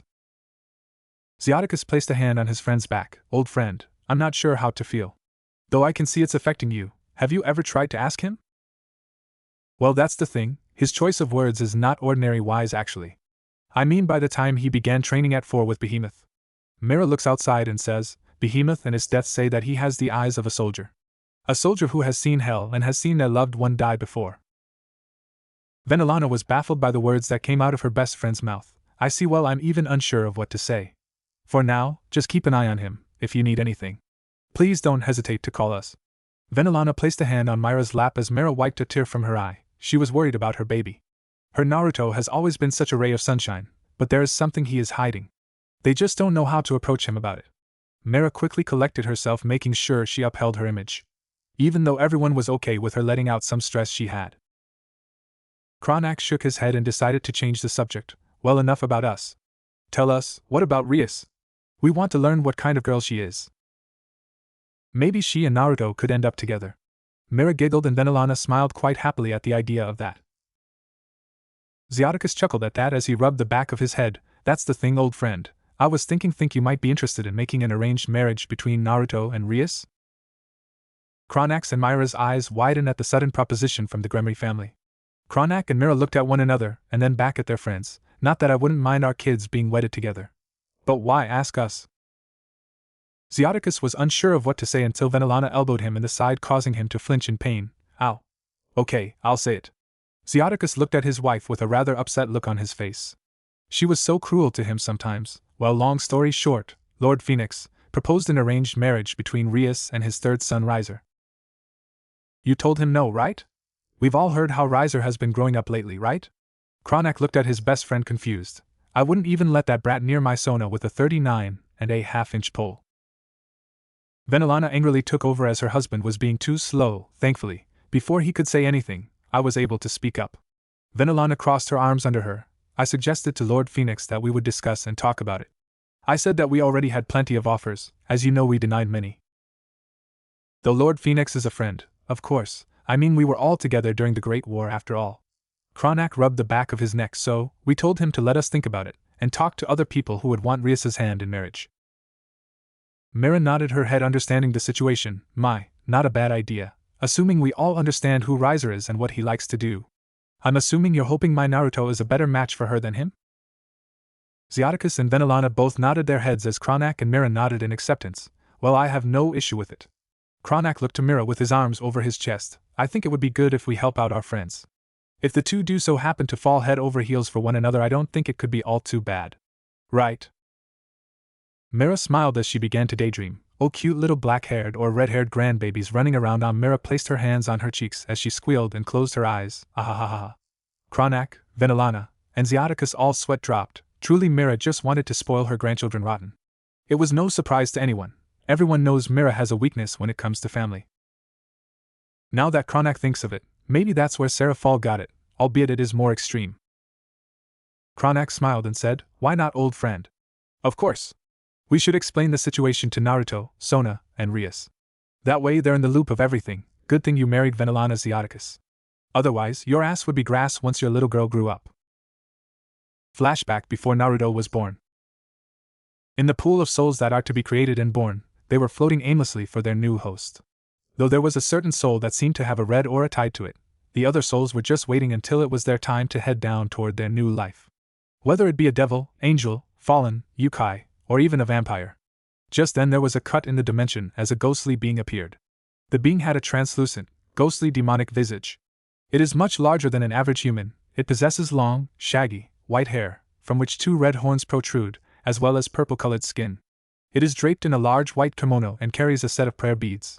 The Shinigami laughed as it floated up to the red glowing soul. Why hello there, Drag, or Red Dragon Emperor. The being within the sacred gear could not hear the Shinigami. I've got a new body and soul for you to join. The one above all demands that this happens.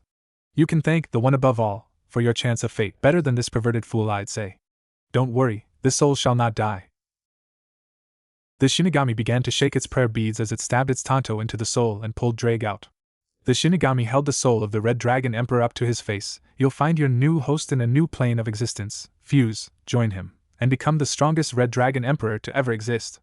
The Shinigami then took his blade and sliced the rift open.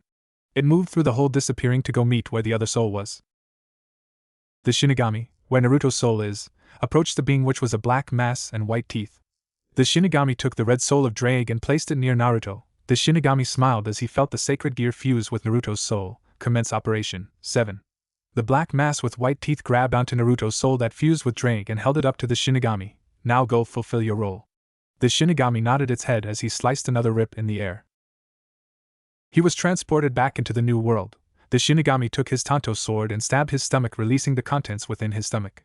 The Shinigami watched as Naruto's soul left his stomach and began to float in the abyss of light, where all other souls awaited until it was the time of conception. The Shinigami laughed as it sliced the dimension open with his Tanto. This allowed him to move between worlds, and different worlds' life and death. He left Naruto's soul in the floating abyss of light waiting to be reborn. Though before he left, he caught a glimpse of Naruto's soul. He had 9 mini solar flares flying off the soul, along with his soul having a glowing mixture of red with many other colors. The Shinigami chuckled as he left, closing the rift. Enjoy your new life. Citri Naruto. This chapter with Naruto, Sona, and Rias. Naruto, Sona, and Rias were wrapping up their tour of the mansion, which took about an hour. Even then, they only showed her about 40% of the mansion itself. There you have it. What do you think? Sona turned to Rias, hoping she enjoyed her tour around the place. Rias smiled and nodded her head. Yeah. Your place is amazing. Naruto stayed a pace behind Sona, and Rias would bond. It would be great if Sona made a friend her age, especially if it was another girl. So, what else do you guys like to do around here? Rias looked at the two, wondering what they should do next.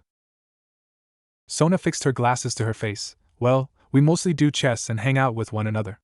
Sona didn't want to reveal everything that they did together. Oh, come on, Sona, don't be like that. Naruto chuckled outwardly as Sona looked at her brother with betrayal written on her face. You enjoy playing tag, going out, and exploring within our territory. That doesn't exclude going to the schools to see what their curriculum is like and more. Naruto giggled as Sona did her best to hide her embarrassment. The best part of it all is your care for the Miracle Leviathan. You may find it embarrassing when Onisama comes around, but you're quite proud to play one of your favorite characters. Sona looked at Naruto with a horrified look on her face as he told Rias about her secret. Sona shut her eyes waiting for Rias to begin making fun of her. Sona waited for Rias to laugh, but instead heard, "Oh, you love the Miracle Leviathan too? I love her shows. They're so amazing. How many of the episodes have you seen?" Rias looked at Sona with stars in her eyes. Naruto smirked as Sona looked at Rias. Wait, you don't find it ridiculous I enjoy the Miracle Leviathan even though she is my Wani-sama? Sona was rather shocked. Of course.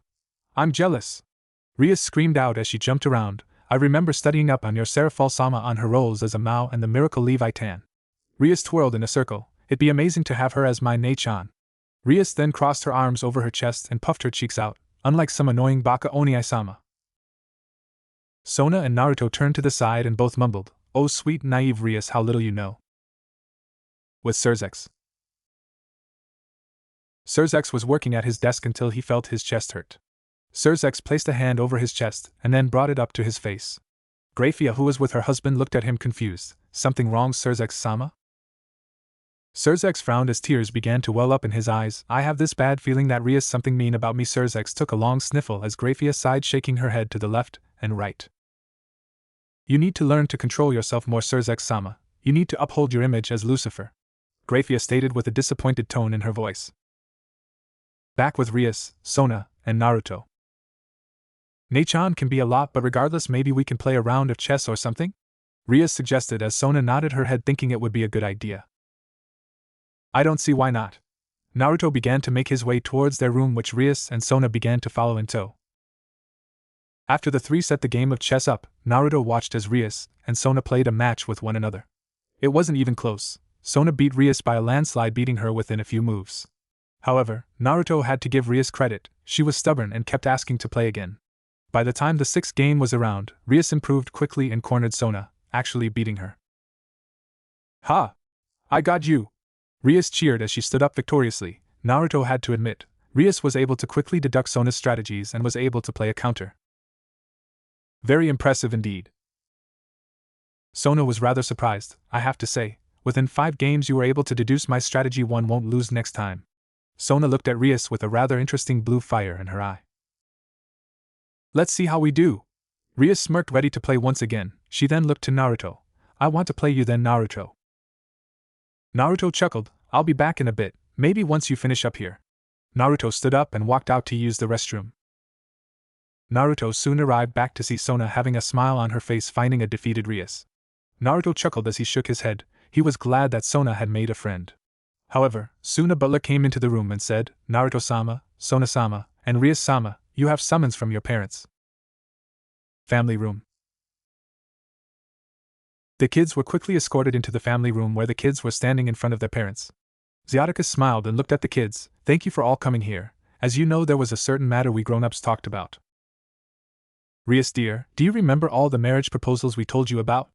Venelana looked to Rias, who simply rolled her eyes and let a huff out. Yeah, I remember. Wait, Rias turned to Naruto, looking at him rather confused. Wait, are you trying to marry me too? Rias pointed a finger up at Naruto and looked at him annoyed. Naruto was rather surprised, but he simply shook his head, shrugged his shoulders, and went to speak.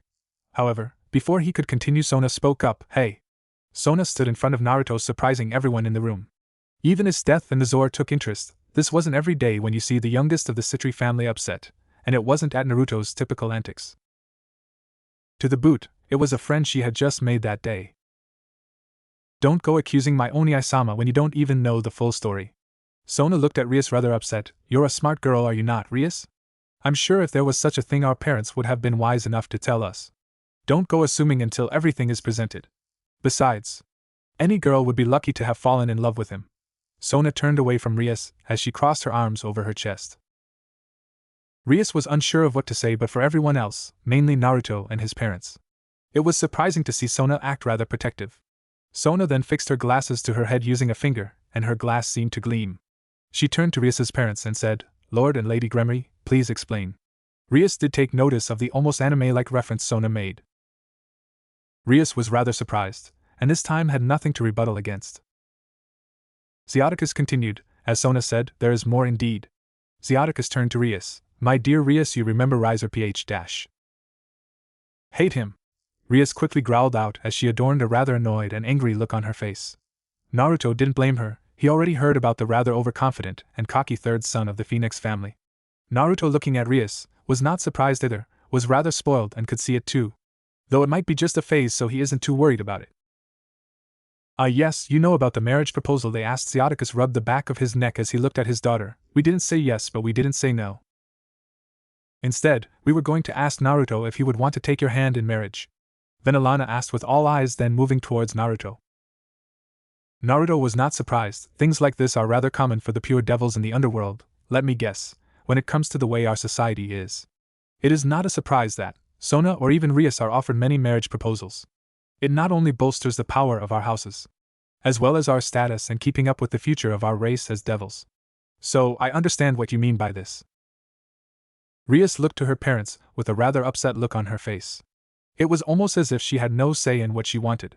She did not want to marry anyone against her will, especially if it was someone by the name of Riser Phoenix. Rias went to say something, but she almost felt as if she was shut out.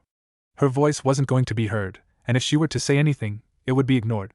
She understood how society was, and she understood why devils do it, but she didn't like it. That's the general gist of it.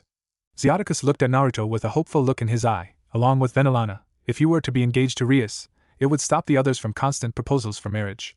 Not only that, as well as a need for Rias to be married by our relatives. It would be beneficial that way. Rias won't be forced to marry someone she doesn't like. Venelana looked to Rias. Rias dear. Just then Naruto spoke up and said, Lord and Lady Gremory, if I may interject for a moment. Naruto looked at them with a serious expression on his face. That's at least what most of society wants for us. It's what they expect of us, but those people with their old-fashioned ideologies, they can take those old rules and shove up their asses. Naruto shook his head. I won't marry Rias. It is clear she wants to be someone she wants to be. Sona smiled as she stood next to her brother proudly. She turned to face her parents and Rias's parents. Well said, Oniai-sama, well said. Sona had a proud expression on her face. She was glad that Naruto didn't end up like those other pompous devils. Rias looked to Naruto surprised. Wait, I don't understand why. Naruto turned to her and smiled. Think about it. Let's think of it from a political standpoint for a moment. Naruto saw Rias groan in annoyance. It was not her shtick, and he didn't blame her. All his years of Hokage helped a lot. Don't worry, it's simpler than you think. If we want, it can be just as an engagement for now. Until the time comes when you find someone that you truly love. We can break it, and you can marry whomever you want. For now, what our parents are trying to do is have us form one that way. It keeps other people from sending marriage proposals and stops the Phoenix clan from pursuing any further. Zioticus and Venelana were completely blown away by Naruto's response. It is amazing to see just how mature and willing he was to help. Kronak and Mera were right. Naruto isn't like other devils. It seems Sona picked up on that from Naruto. Wait, Rias looked to Naruto. What if you're challenged? I know Riser and his family are really strong, they're immortal. Naruto walked up to Rias, and he placed his hand on the top of her head. Don't worry about it. I enjoy knocking some heads together. Naruto gave her a bright smile. I promise you, I won't let anyone marry you without your desire to do so. If they get in your way, I'll beat them. But he is immortal. Rias began to look at Naruto worriedly. Naruto placed a finger on her mouth. Rias, we're friends now, right? Rias nodded her head. Okay, let me impart this to you, and this is the truth. For those who have someone precious to them, that is when that someone can become the strongest. Don't ever forget that. Rias looked at Naruto amazed by his words. Sona had to admit that those words were rather interesting. Zioticus and Venelana were surprised by his words. They were very mature, and his tone was perfect. The kids were truly natural-born leaders. It was as if his words, no matter what the circumstance was, if the odds were 100 to 1 against Naruto, made everyone want to believe him.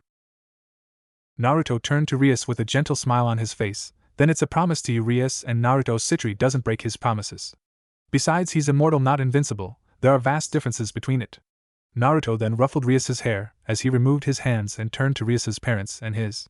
Naruto placed his right hand over his heart, and then his left arm behind his back. So, with that said, with Rias's wish, I will gladly accept his engagement, and I promise to protect her until she finds the one she truly loves. Naruto gave an appropriate bow showing he accepted. Rias turned to face her parents, and Lady and Lord Citri. However, it wasn't missed by Mira or Venelana when they saw Rias steal a glance at Naruto. The heiress to the Gremory clan could only feel her heart skip a beat when looking at Naruto. Zioticus and Venelana felt relieved, albeit now realizing what Kronak and Mira meant by Naruto's maturity. It was something they were glad the boy had in some way. He was very intelligent and willing to help. However, they do wonder in some way why Naruto seems and acts so different from most devil kids.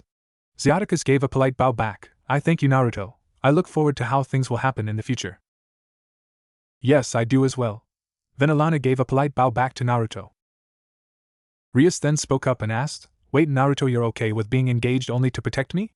Rias looked to Naruto as a tint of pink staining her cheeks. Mira and Venilana could easily tell, even if Rias just met Naruto. It was clear the heiress of the Gremory clan was beginning to develop a crush on the young Citri heir. Naruto chuckled and nodded his head. Of course, we're friends, are we not? Rias simply shook her head agreeing. We're friends, Rias stated back nervously as Naruto nodded his head. Do you want my help when it comes to the people trying to marry you? Rias understood how the clans were in the underworld. The marriage proposals wouldn't stop, and the rest of her family, mainly her grandparents, would be quite adamant she found someone to be engaged to. Sona, again proudly and boldly stated, Oni-sama will do his best to help you out. I'm sure Oni-sama will do great. Thanks, sis. Naruto gave his twin a nod of thanks. With Gremory family in the carriage. Soon everyone said their goodbyes and the Gremory family began their journey back home. Rias sat next to her father as she looked at her lap. Venilana and Zyatticus looked at Rias to see her rather baffled. Okasama, Otosama, my chest feels weird. Zyatticus' eyes widened in shock as he looked at his little princess. Venilana giggled as she asked, Oh? Were you perhaps thinking about Naruto-kun? Rias's cheeks had a tint of red appear on her cheeks. She stayed silent. However, Zyatticus looked at his daughter. Naruto was only supposed to help Rias and protect her, not steal her heart. Few days later, Naruto and Sona were with Serafal and soon appeared outside by a large mansion. Naruto looked at the place rather confused. Wow, the place here seems like. It's kinda of creepy. Sona added in quickly as she saw the mansion that looked run down. It's kinda strange how badly this place looks like one of those haunted houses. Naruto looked to his older sister. Nei-sama, are you really sure Ajuka Beelzebub lives here? Serafal nodded her head. Yup. Ajutan lives here. He's mostly a shut-in and makes most of his workers help him inside. So, no one ever ends up taking care of the outside. Serafal knew her fellow Mao had some rather strange quirks of his own. The three soon walked to the door and knocked. A woman wearing a white lab-like coat answered. Serafal-sama, Naruto-sama and Sona-sama. Welcome to Beelzebub-sama's mansion. Please come right this way. The woman moved to the side to let them all in. Please follow me.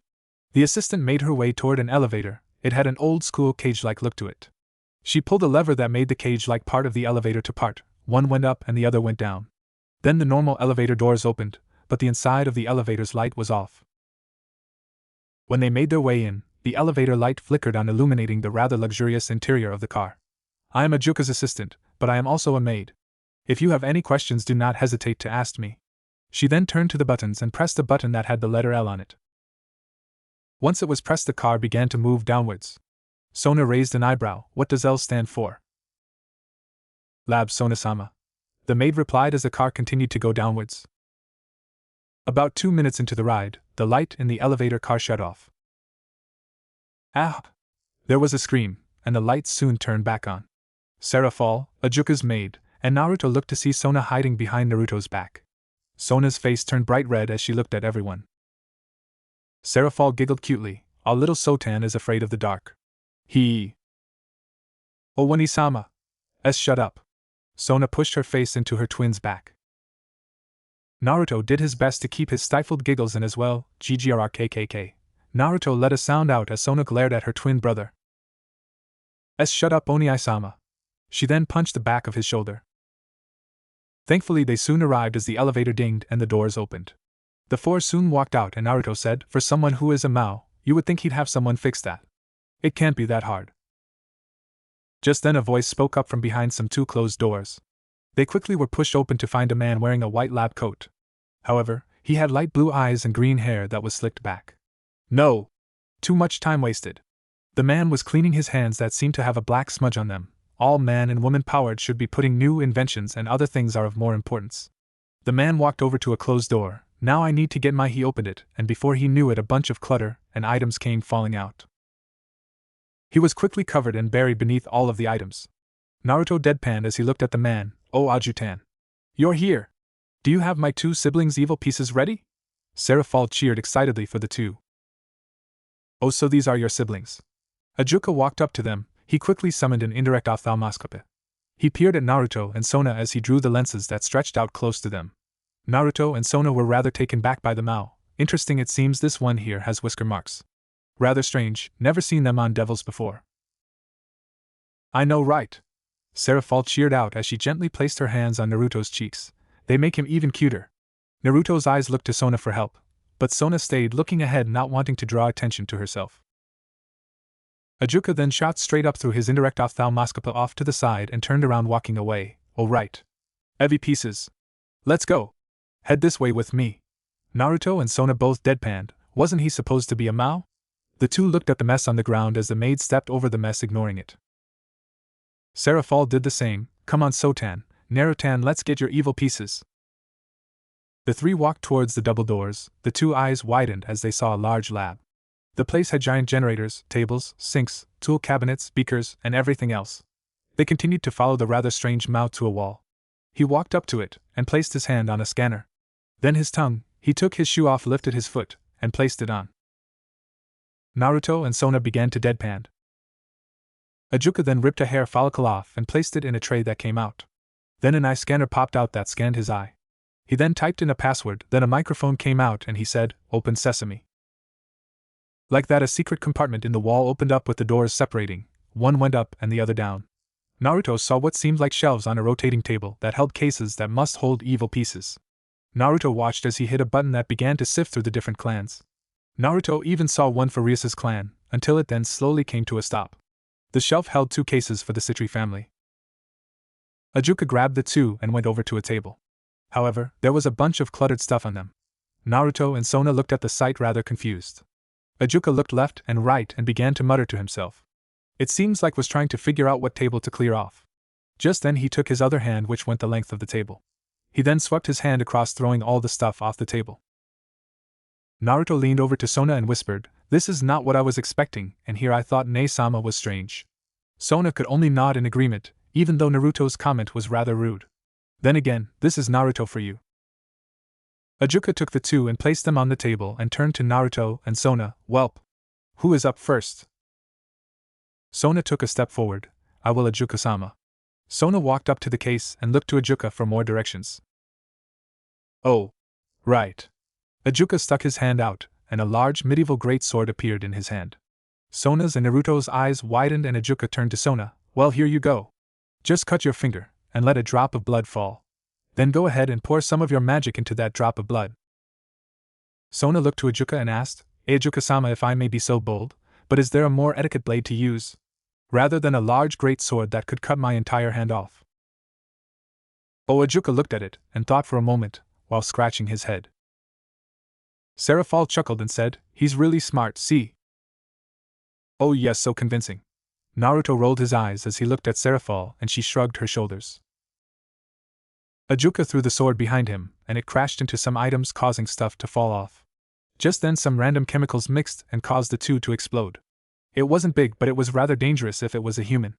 Oh, so that's what those chemicals did together. Naruto facepalmed. He could understand how smart Ajuka was, but he almost seemed like a ditzy idiot. One of Ajuka's assistants came up. "Ajuka-sama here, how about a dagger?" "Ah. Wonderful idea. Why didn't I think of that?" Ajuka gave a polite nod of thanks to his assistant.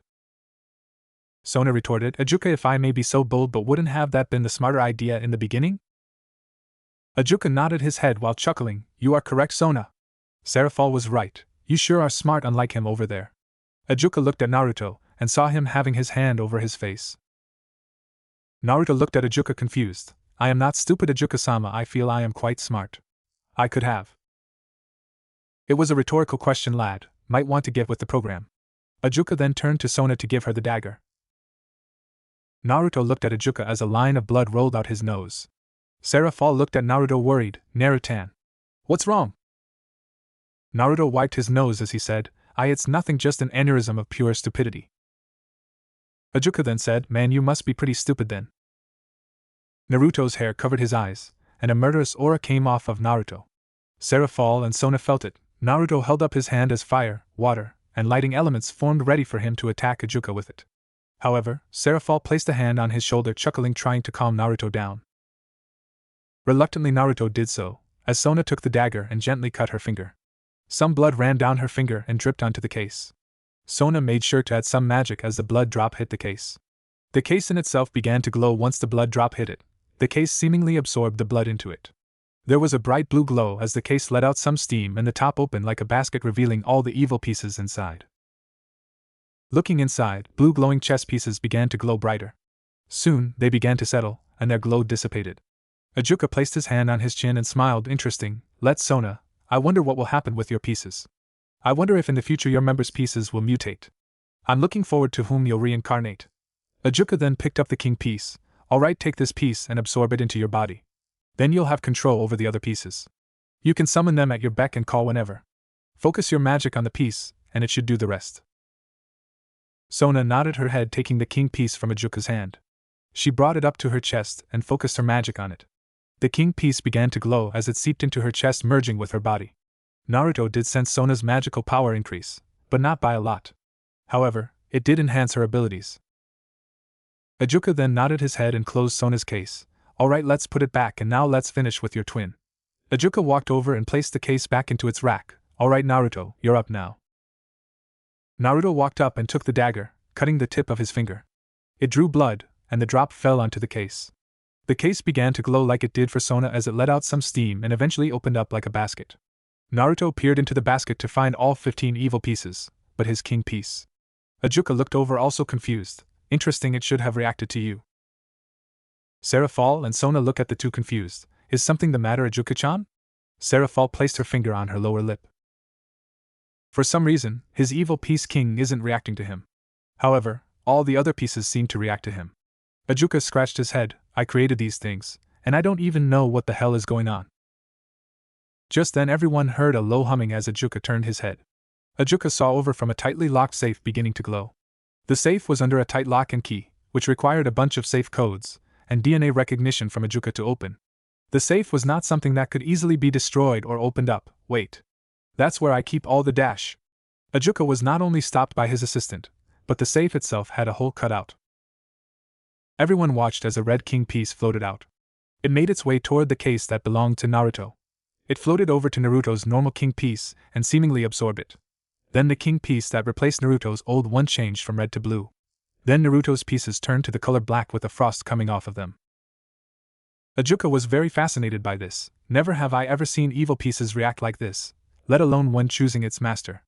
Ajuka placed his hand on his chin, looking at Naruto, Seraphal, and then Sona. Ajuka-chan, but the king piece, it's not well known. Seraphal looked to Naruto and Sona. This was something it should be told to Naruto and Sona. Ajuka lowered his head and thought about it. I can't change what happened in the past. You saw how the king piece reacted to Naruto. If I were to acquire a new one for him, I'm sure this king piece would most likely absorb it again. Not only that, but I sense great power coming from it. Sona raised an eyebrow and fixed her glasses to her face, holding the side of it. Interesting, just what in the world did you create? I want to know what's about to go into my Oni-sama. Seraphal's twin tails lowered as she said, back during the old Satan faction before the war. Ajuka-chan here created them. There are 12 in total. They were dangerous and powerful king pieces that greatly enhanced the devil's capabilities. At the time, many malicious and selfish devils intended to use them for their benefit. The Great King faction, when they took control of the raiding games. Due to the raiding games being tied together with politics and economics, the old devils of the Great King faction sought to manipulate the raiding games from behind the scenes to increase their influence and generate more money. By fixing matches by bestowing king piece to certain pure-blooded devils from the 72 pillars such as Roygun Belphegor and Bediza Baden, and using bribery to obtain the commercial rights for the popularity obtained by competing in raiding games. The reason why the top-ranked raiding game contestants did not have much change in rank was due to old devils, who were secretly controlling things to reap the benefits of the matches, as they managed the tug-of-war state so that they were perfectly adjusted to balance it out to generate a lot of money. Ajuka shook his head as he thought back to what he had done for the previous faction. There was silence in the room while everyone digested the information. Just then Sona said, I think Oni-sama will be good. I know Oni-sama wouldn't do that nor use the king piece for selfish uses. Sona looked at her twin. Naruto smiled and nodded his head. Thanks Sona, I appreciate it. Seraphal smiled, proud of Sona. Yeah. Don't worry so much, Ajuka-chan. I think my Natan is perfect. After all, the king piece did choose him after all. Ajuka smiled and nodded his head. That means I want you to come to me at least once a month. That or if you develop any sort of unordinary powers, just to make sure you're alright. Ajuka looked at the king piece. It also seems you have an affinity to ice magic as well, but for a weird reason, your ice is black. So, we'll just keep an eye out for it. Understood, I'll keep an eye out on my powers. I'll notify Wanisama if anything comes up. Naruto nodded his head, showing he understood the importance of the matter with this. Naruto took a step closer as Ajuka picked up the king piece. Ajuka brought it to Naruto as the king piece floated out of Ajuka's hand. It floated to Naruto as he held his hand up. The king piece floated and then merged itself with Naruto. Everyone watched in anticipation. Naruto stood there with his eyes closed. He felt his magical power and his physical strength increase. It was more than Sona's, but it wasn't too much bigger than before. Naruto opened his eyes and brought his hands up to his vision. He looked at them and flexed them, trying to feel for anything new. Alas, he felt no change besides the small power-up. You okay, Naruto-tan? Seraphol looked at her little brother worriedly. Yeah, Oni-sama, you feel alright? Sona had her hands in front of her chest clasped together.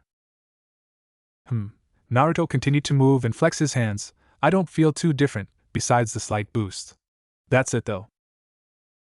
Ajuka took note of that as he asked, Naruto, I'm going to take your and Sona's blood and run some tests. Hopefully you two don't mind, I want to see if the king piece affects you differently compared to Sona. Naruto and Sona both nodded their heads as Ajuka's assistants took some quick samples. The assistants placed them into some containers. I will let you know what I find. For now, it will take some time. With that said, that is all I have for you. You guys may return home. It was wonderful to meet you, the Miracle Citri twins. Ajuka chuckled as Sona's cheeks blushed in embarrassment. I can't, you came up with such a ridiculous nickname for us, Oni-sama. Sona threw her hands up into the air and began to walk back toward the elevator. However, she stopped and bowed to Ajuka. Thank you for my evil pieces, Ajuka-sama. Sona turned away as she continued to the elevator. Naruto politely bowed as well. Thank you, Ajuka-sama, we will take our leave. I promise to do the king piece justice and the work you put into them right. Ajuka smiled as he watched as Naruto walked away when he said that. His words made him want to believe him. Amazing, right? Ajuka turned to Seraphol, who watched her siblings go to the elevator. There's something about Naruto that changes people for the better. I want to believe he can achieve whatever he wants to as long as he applies himself. Ajuka ran his hand through his hair. I wonder how much he'll affect Sona and others around him. Ajuka turned to his customized hematology analyzer. I'm sure the two will do great things. Seraphol trotted forward and stopped halfway, turning back to Ajuka with her hands behind her back. After all, they're my precious Imuto and Otuto. See ya, Ajuka-chan. Seraphol gave him a wave as she trotted off toward Naruto and Sona. Time skip 4 years asterisk, Naruto's and Sona's age, 12. Naruto quickly ducked underneath a punch and tried to retaliate back. However, his opponent was by far more experienced and stronger than he was. The attack Naruto tried to throw back was quickly slapped away as a knee came up to his face. Naruto was sent careening back, but he did a quick backflip and landed on his feet. Once Naruto landed, he quickly formed a spear of ice, but his ice was pitch black and he threw it. His opponent simply moved to the side and dodged his attack. Though Naruto had both his hands on the ground as he smirked, try this on for your size. Naruto smirked as a giant contraption made of black ice came up from the ground as it cocked itself ready to fire. Naruto's opponent raised an eyebrow looking at Naruto's contraption. Impressive, you have been doing your studying. I sure have been. Sub-Zero Howitzer Cannon. Naruto's contraption quickly fired its round that headed straight for his opponent. Naruto's opponent seamlessly braced himself as the attack slammed into him. Kaboom! Smoke and debris were kicked up from the ground. Sona, Kronak, Mira, and his death stood up in a booth watching the two people spar. Soon the dust and debris cleared, and from the smoke, the man smirked. He was holding his right hand up in front of him where there was a hole in his clothing. It was none other than Behemoth. He is an elderly butler, and he is dressed gracefully in his traditional black uniform. Behemoth's hair is entirely white, just like his immaculate beard. He has visible wrinkles on his hollow face, which makes him seem gentle in appearance, but his eyes are as sharp as an eagle's. A/N. He is supposed to look like Seabass from Overlord. Behemoth smiled as he looked at his sleeve. Very impressive, Naruto-sama. Your power behind your punches has increased. Your magic is quick as ever, also a rather interesting name for an attack. Naruto chuckled as he relaxed his body after firing off a giant attack. That isn't his strongest move, but it's one of them. Thanks, Behemoth-sensei, you've been teaching me and training me for the past 6 or so years. Well done. Naruto turned his head to see his death come walking up. You've improved your magic casting time. The attack, I have to say, is a rather intimidating weapon to use. His death had to admit she was impressed, taking a giant weapon of destruction from World War II. He had the right idea of using psychological warfare against her opponents. Oni-sama, did you have to use specifically a howitzer? Sona came walking up next to his death, while Kronak and Mira stopped next to Sona. Sona then crossed her arms over her chest, quirking an eyebrow. Naruto chuckled, rubbing the back of his head. Well, I thought the name of it was cool. In Japan they have an anime where a kid uses it as a move. Sona rolled her eyes, earning more chuckles from the grown-ups. Rias's anime problem was rubbing off on Naruto since he enjoys coming up with moves.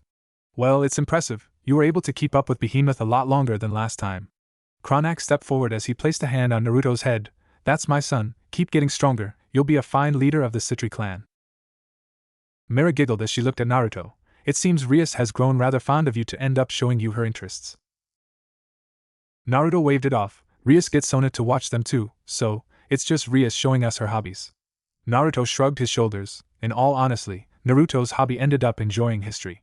Naruto held his hand up as a black sword of ice appeared in his hand, a Japanese katana, one of humans' greatest weapons. His death chuckled, smirking. I must admit it's rather powerful for a sword. Of course, I fancy myself a rapier more. But to each their own.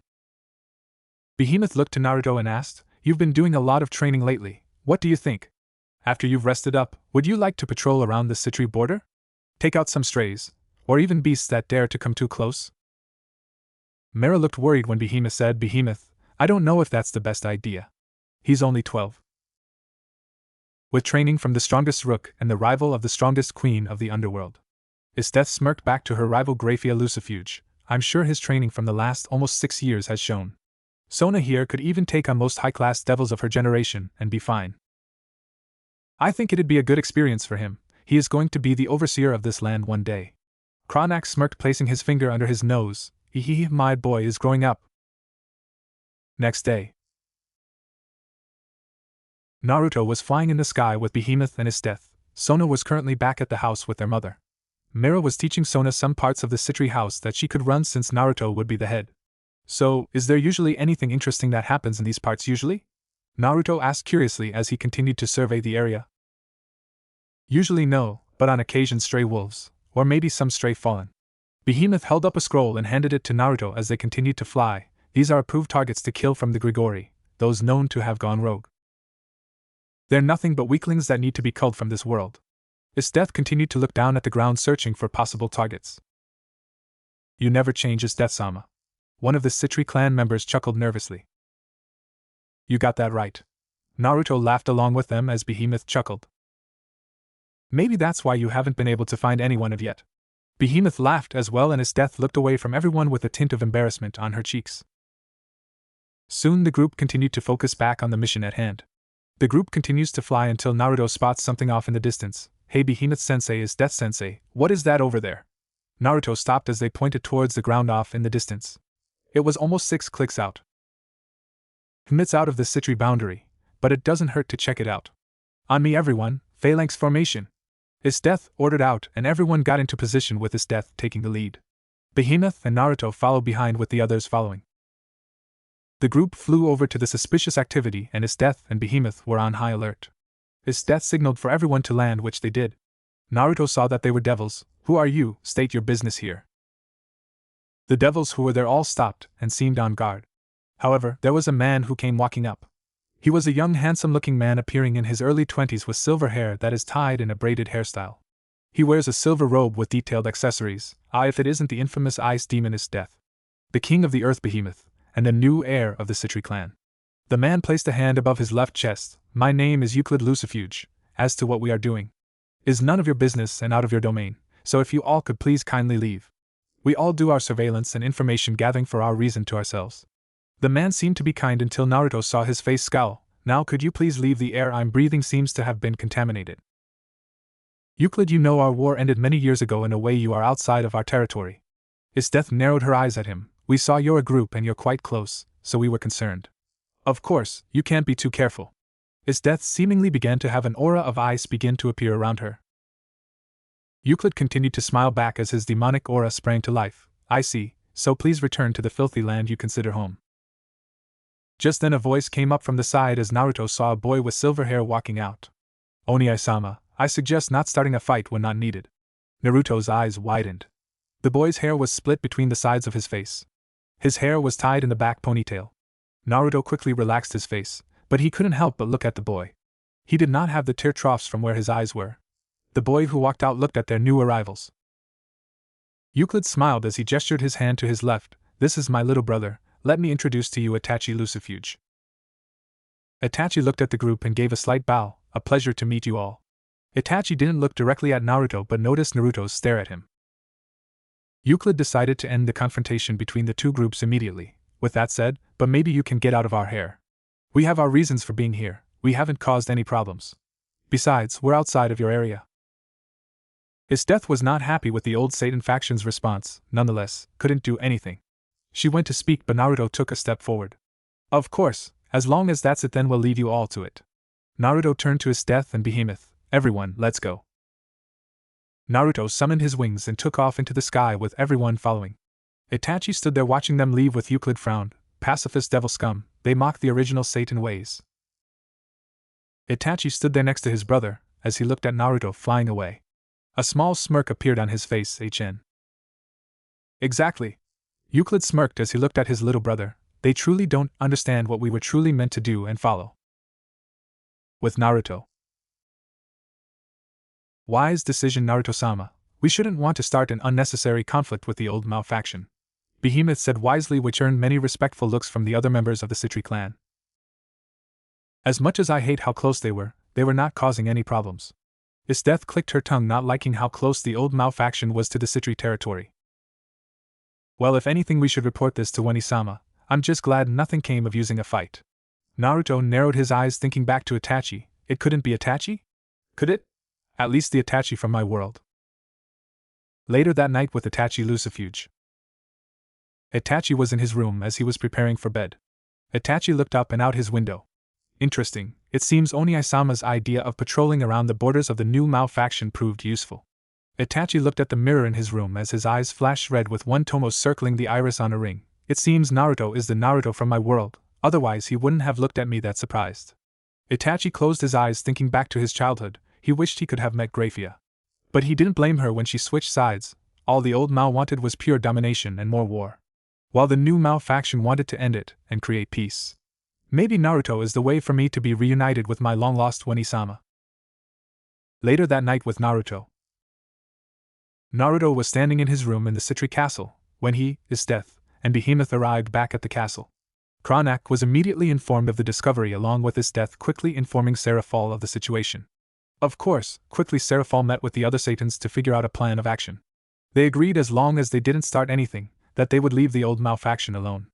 Unless provoked, of course. Serzex did inform Graphia that she could have a younger brother but was unaware of it. Naruto looked out his window as he opened it to let the cool night breeze into it.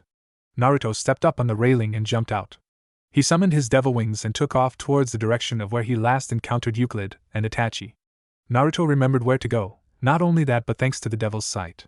It's still as if it was day outside even though it is dark. Naruto soon arrived at the area where he met Euclid and Itachi. As if Naruto knew it, a person stepped out from the rock. He stood there again with silver-white hair and gray eyes. His hair was still worn the same as he did back then. Hello, Itachi. Itachi, who stepped out from the rock, looked at Naruto with an impassive look on his face.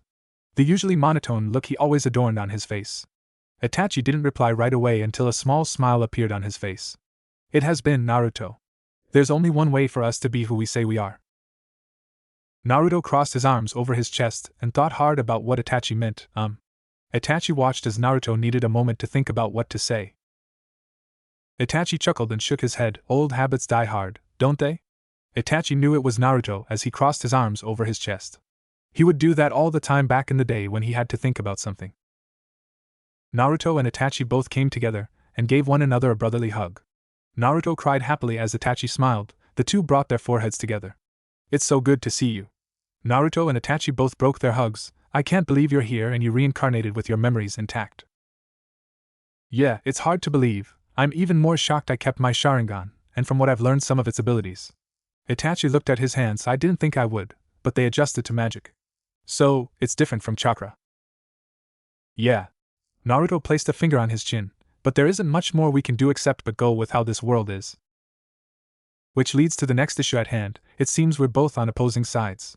Itachi this time had a critically thinking look on his face. I'm unsure of how to go about this. Naruto thought about it too. Before we begin the things you all did it for the leaf. Didn't you? Naruto looked to Itachi wanting answers for everything. Minato never told Naruto the mission Itachi was given. Naruto wanted to know what Itachi was forced to do. Itachi closed his eyes and nodded his head. Alright, here it is. After an hour of explaining to Naruto, it all made sense. Naruto closed his eyes and nodded his head. I see you did go through a lot. I am just glad. Itachi's eyes widened as tears began to stroll down Naruto's cheeks. That my brother, even if not by blood, was still really my brother. Naruto smiled as Itachi smiled back. He even felt good that Naruto finally learned the truth. The two took a few moments to collect themselves and reconnect. Then Itachi said, now as much as I'd love to stay here talking with you, we have an issue of simply the fact our factions are at odds with one another. Naruto looked to the area behind Itachi. One wrong idea or slip, we could be in another civil war. TCH, how bothersome. It seems even here wars follow wherever we go. Itachi closed his eyes thinking of the nonsense that his faction believed in, though I'll agree that the new Mao faction has its mindset right. Just not 100% executed right. Yeah, but small things at a time. That's what counts for right now. Naruto nodded his head as he thought about the next step. How long do you think we could even do this? Being seen here could raise suspicion, more for you than me. Yes, I agree. I'm adapted well to illusion magic. Thankfully I had a way to obtain a familiar early. Crows come in handy. I made it so that they'll put a person in an illusion once they enter my room. It's a low level, but it makes it look like I am there. For now, at least, I'm sure my Oni-sama could easily detect it given him enough time. Man, to think that you're the little brother of Graphia Lucifuge and Euclid Lucifuge. Naruto looked to Itachi thinking about what their move should be. Indeed, I'd much rather be on the side that wants peace. Of course, you can't have everything you want. For now, we need to plan. Do I join and seek asylum with you? Or stay where I am and send you guys intel? Itachi closed his eyes wondering what Naruto would say. Doing both would be a great idea, but it couldn't be a bad idea to have a double agent. Are you sure you even want to try this? Naruto looked to Itachi wondering if this was a good idea. I was thinking, why not be a double agent like back then? It's nothing different from what I did. I'll just feed the old Mao faction false information. I just need approval from the new Mao faction. Naruto nodded his head as he closed his eyes. I think it could be smart in the long run, but also could be dangerous. It depends if you want to try something like this. I know why we don't do this. Why don't we both inform our leaders what our goals are and what we want to do? Naruto held up his evil pieces. Well, I'm sure you know what these are when the time comes. We'll have to sell it. Itachi smiled as he understood. Well, until we contact one another again, how about in a week? That way my Oni-sama doesn't get any suspicions right away. Next day in a meeting with the Maos. So, that's why I want to see if I could get Itachi into my peerage. Naruto asked as Surzex, Ajuka, Serafal, and Falbium looked at him as if he was crazy. Narutan, normally I'd go along with most things you say. If you wanted to reincarnate him, we wouldn't stop you as long as he wanted to. Serafal looked to her fellow Maos unsure. But this is a member of the old Mao faction. How do we know he isn't going to betray you? Surzex was worried about Naruto's decision. It could lead to him getting hurt badly. I mean, he's merely a child about the same age as you. He's willing to be a counter-spy. By giving them false information we gave them, Falbium wasn't completely against the idea. It could prove to be quite the boon. I think the kids are being smart about it. Ajuka placed a finger on his chin, looking at the table in front of him intently. I say go for it, but be wary of when you do it. Make sure on their side they are aware he is doing it. Surzex smiled as he folded his hands under his chin and rested on it. I'm sure Graphia would be quite happy to hear about this. She has had no information of having an Otuto, though Euclid is another story, of course. If Naruto-sama wants to do this, I fully support it. Behemoth gave a respectful bow to the Maos and Naruto for his decision. I think it's rather risky, but the kid's got guts and I like it. Is Death placed a hand on her right hip looking at Naruto. Oni-sama, what do you think? Naruto looked to his older sister. He did greatly care for her opinion in this matter. Serafal, looking around, was visibly upset. She didn't want to get Naruto involved with the old Mao faction. It could prove quite dangerous if they aren't careful about it. Nonetheless, all Serafal could do was give her thoughts on it. Truly, I think this isn't a good idea, but you're already thinking way ahead of things. Serafal looked to her Otuto with a proud look on her face. These are just some of the many things you'll have to deal with, and I'm sure you'll make good decisions. Alright, Narutan, If you feel strongly about this, Naruto, let's go for it. Naruto gave a polite bow to the mouse. I appreciate you all taking the time to talk to me on this issue. I will gladly take any responsibility if Itachi were to step out of line in any way. The mouse nodded their head as Naruto turned around and left with his death and Behemoth walking away. However, Naruto felt Seraphol move as he quickly found a pair of arms wrapped around his body. Goodbye, Narutan. Oni-chan is going to miss you. Seraphol began to rub her cheek up against Naruto's. I'll miss you too, Oni-sama, but you have responsibilities as a Mao. Naruto patted Seraphol's head as he earned a smiling giggle from her. A few days later, Naruto was out and about in the Citri territory out where the public was. Naruto was running some errands for his parents. It was mainly him meeting the owners of the Citri train station who owns different companies in the human world too. Naruto walked out of the station. He was in a pair of black pants, dark blue coat that went down to the ankle of his feet. Under the coat is a black vest with a dark blue undershirt. How do you do this, Behemoth? Walking around in a butler suit all day? Behemoth chuckled as he looked down at the heir of the Citri clan. You learn to move around in it. Change your battle style. Cut the crap, Behemoth-sensei, you have it tailored to you, don't you? Naruto looked up to his sensei as he smirked at him, and nodded his head. Naruto shook his head. Come on, let's get going, I feel like walking back to the house today. Naruto walked with Behemoth as Naruto waved to plenty of passers-by. Naruto wasn't one for a ton of attention nor desired many things. Though, he did enjoy being able to show himself in public. Hopefully, he has good standing with his people and protects them. After all, that's what Minato did for the village. If he was going to inherit the Citri land, he wanted to first win the hearts of his people. When walking Naruto, he went past an alleyway and heard some commotion. Normally this was something that happened in many other devil territories. The only difference is that there are more noble families except for certain families who care about their people. Naruto signaled to Behemoth as he took to the roofs. Naruto knew many people knew who he was, but not what he looked like. Behemoth is widely known, and people know who he looks like, well, at least in his human form. Naruto did mentally thank his parents since not many other noble families even knew what he or even Sona looked like. At least not until they meet up with all the other younger devils for the first time. Which was something Naruto wished he didn't have to go to, but he will eventually have to. Naruto made his way towards the alleyway as he came upon a rather intriguing scene. Naruto used some magic and sent his coat home, that way if things went sideways, it wouldn't at least get ruined. It was one of his favorites, that's because Mira and Sona bought it and picked it out for him. Naruto would have to thank his mother again for the rundown of all the devil families. If it isn't the sole heir to the house of Nibirius? Might I ask what you're doing here? The boy, who seemed to be a bit taken aback by Naruto's sudden questioning, turned to him. He stood about the height of 5'3" meanwhile Naruto was already at 5 feet 2 inches. Which is generally tall for most boys Naruto's age. Then again, neither are devils normal humans, and neither is Naruto a normal devil. The boy did not know who Naruto was, nor did he even pause to think who he was. I don't know what it is to you, commoner, but I suggest you keep moving along. This has nothing to do with you. Behemoth, who at the rooftop glared down at the ignorant heir from the house of Nibirius. Naruto turned his head to see two girls off in the corner. The older one had black hair and golden yellow eyes, while the smaller one had white hair but had the same golden yellow eyes. Naruto took a step forward and said, I will ask you again, heir from the house of Nibirius, die Nibirius. The two girls looked at Naruto with confusion, while looking at Naruto. Naruto seemed like a plain devil as they normally would seem. Though then something caught the black-haired girl's eye. She noticed that the boy was not wearing a coat, because he was wearing a black vest that was worn over a blue shirt. The now named Dai Nibirius turned to Naruto with an annoyed look. Like I said, you filthy commoner. This business isn't to do with you. So, then you backing these nice ladies into a corner isn't the business of the house of Citri? Naruto lifted his right hand as he used his left hand to fix his sleeve. Last time I checked, this isn't your territory, either is it your business with its people. Dai turned to Naruto with an angry look on his face. TCH, how do you prove you are the heir to the Citri house? Naruto had his crest appear on his right hand, so, with that now finally settled and out of the way. Could you please leave my people alone? Dai looked at Naruto annoyed and angry. TCH, he then turned back to the two girls. I will be back for you too, and you will join my peerage. They won't be joining you at all. Naruto interrupted Dai as he walked up and stood in front of him and the two girls. The belief in forcing people to join your peerage has always bothered you. These so-called unrestricted rules and more make me sick of people like you. Naruto glared at Dai. So now if you could please be on your way. I have some business with these ladies.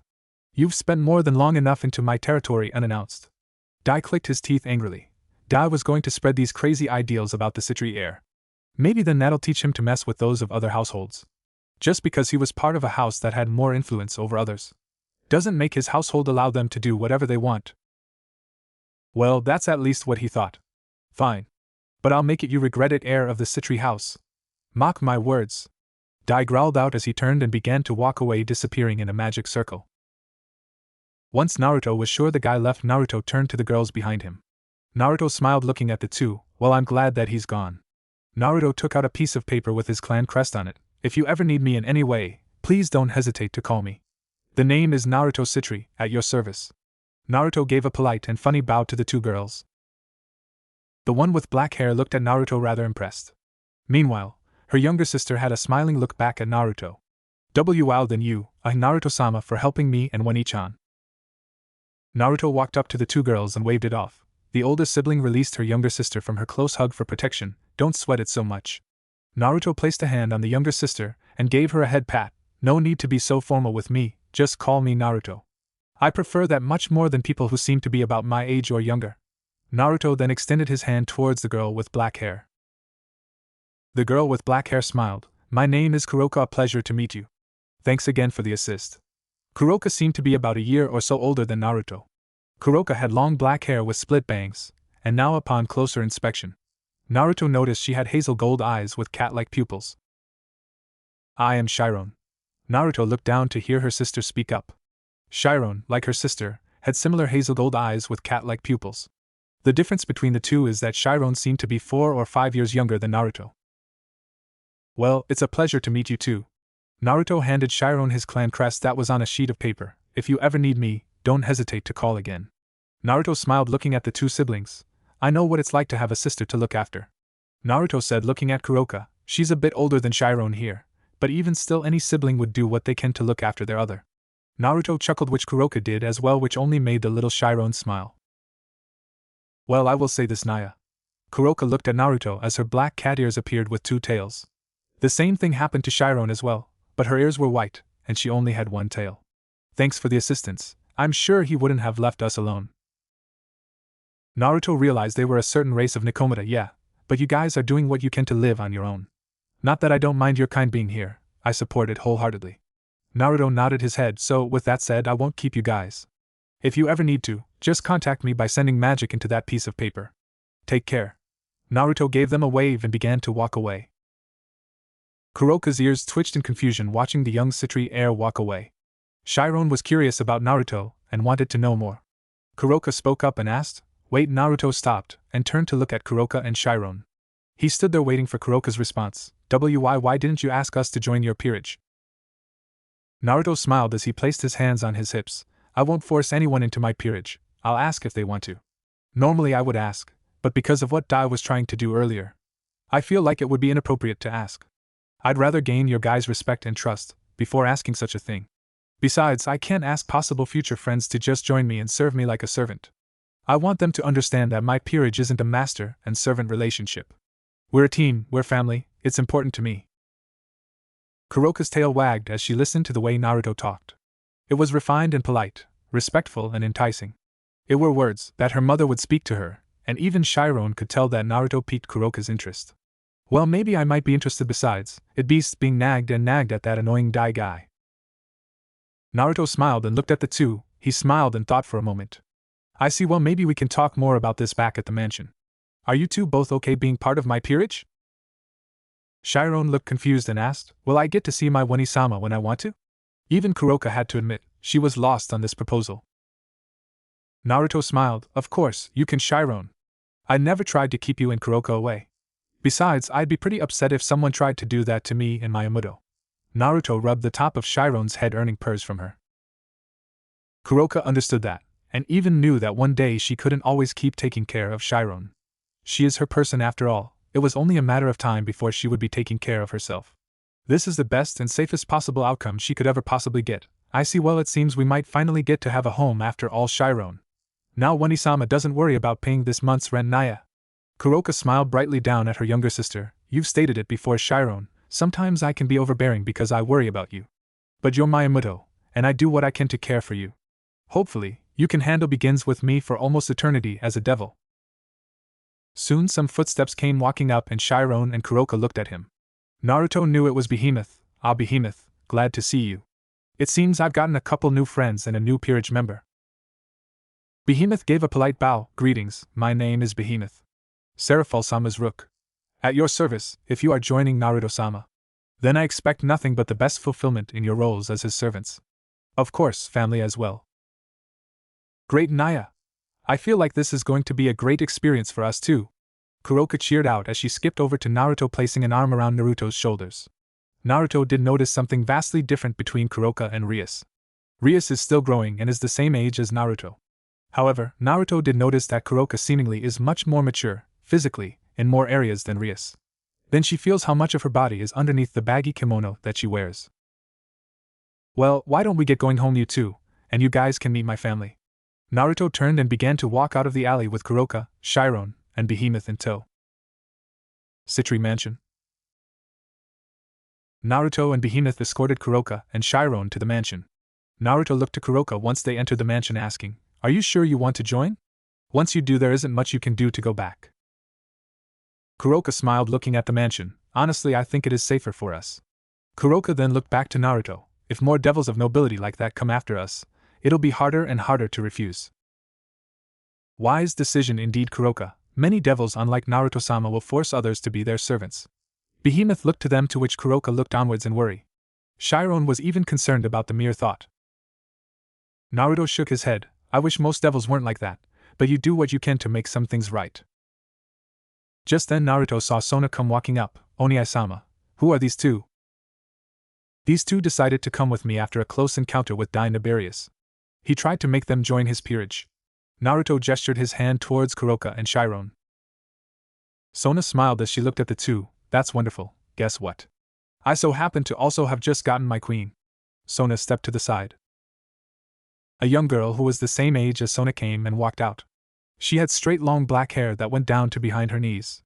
She had split bangs and heterochromia eyes. Her left eye is violet and the right is light brown. Naruto, seeing Tsubaki, gave her a polite bow. "A pleasure to meet you, glad to have you a part of the family." "Of course." Tsubaki gave a polite bow to Naruto. "I'm glad to be of service to you and Sona-sama." Naruto chuckled as he walked over to the two. Naruto was a bit taller than Sona by a couple of inches and Tsubaki by one. Naruto placed a hand on the top of Tsubaki's head. "No need to be so formal and stiff around me and Sona. We're all family now, so let's do our best to get to know one another." Tsubaki smiled and blushed a bit from Naruto's touch, though it was more of a brotherly touch she felt. "Of course, I promise to serve the house of Citri and Sona well. I expect nothing less than Sona and her peerage." Naruto smiled and turned to Kuroka and Chiron. "As I stated before, you two are a part of my peerage now. I promise to take care of you both, so please don't hesitate to ask if you ever need anything." "I'm okay with it, Naya." Kuroka skipped up to Naruto as she raised one hand in the air and raised one leg behind her. "Chiron and I will get to be with one another forever and ever." Naruto smiled and nodded his head. "Alright then, you two can decide where you want your rooms to dash." Naruto was cut off by Kuroka. Kuroka smiled as she looked at her little sister. "Okay then. I call bunking with Naruto-sama in his room." Kuroka cheered out happily as Chiron looked to Kuroka, shocked. Sona looked to Kuroka as if she was crazy. "What? Hell no! Satan's no!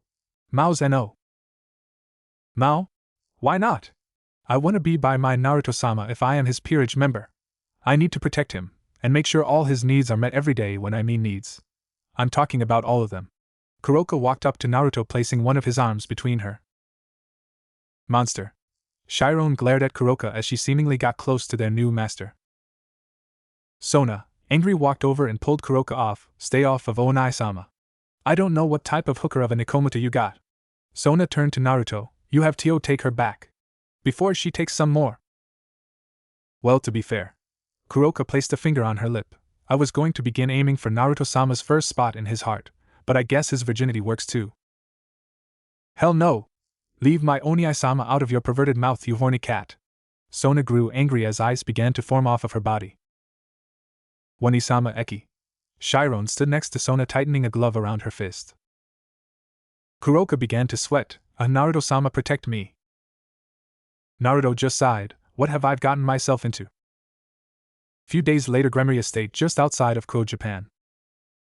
Naruto and Sona were invited along with their queens to Rias's cabin in Japan.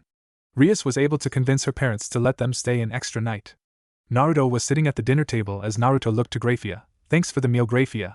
It was wonderful. Graphia gave a polite bow. Of course, Naruto-sama, it was my pleasure. Yes, it was lovely indeed, Naya. Kuroka finished up some fish skewers that were just out of this world. Chiron nodded with her thanks of appreciation towards Graphia. Dinner was wonderful as always, Graphia. Yes, thank you. Sona nodded, giving her thanks. Thank you. Tsubaki also gave her thanks to Graphia. It's always my pleasure to serve you, Naruto Wakayaji, Rias Oju-sama, and Sona Oju-sama. Graphia gave another polite bow. It's also always a pleasure to serve their queens and Rook, of course, too.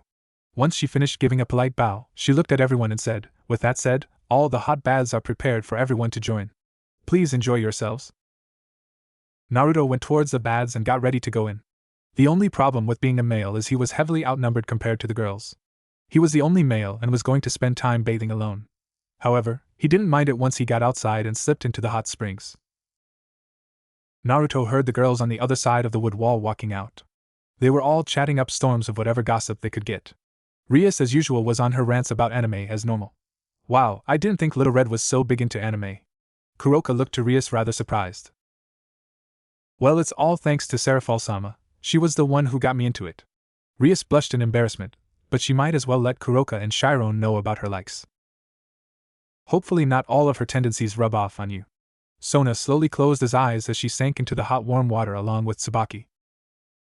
The more you guys talk about this Serafal, she seems like a really interesting person. Kuroka looked at Sona and Rias in wonder what she was like. Sona slowly opened her eyes to look at Kuroka. Wani-sama is a wonderful Wani-sama, but she can be what's the word? Extreme? Naruto answered out. Over the top. Sona added. Brokan. Naruto said with a deadpan expression. Sis-kan. Sona finished with the same expression as Naruto. Kuroka deadpanned. Oh wow, but isn't she a mouse, shouldn't she dash? Sona cut Kuroka off. More responsible, show self-restraint, not wear inappropriate outfits, sexually assault me or Oni-sama, the list could go on. Do you want me to continue? Sona looked to Kuroka, who seemingly looked at Sona crazily. Chiron simply said, your Wani-sama sounds like a handful. That's the understatement of the century.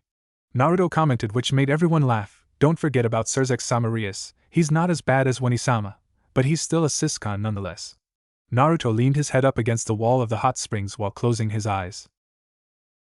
However, a voice spoke up, indeed, Surzex-sama should show more tact and be more appropriate.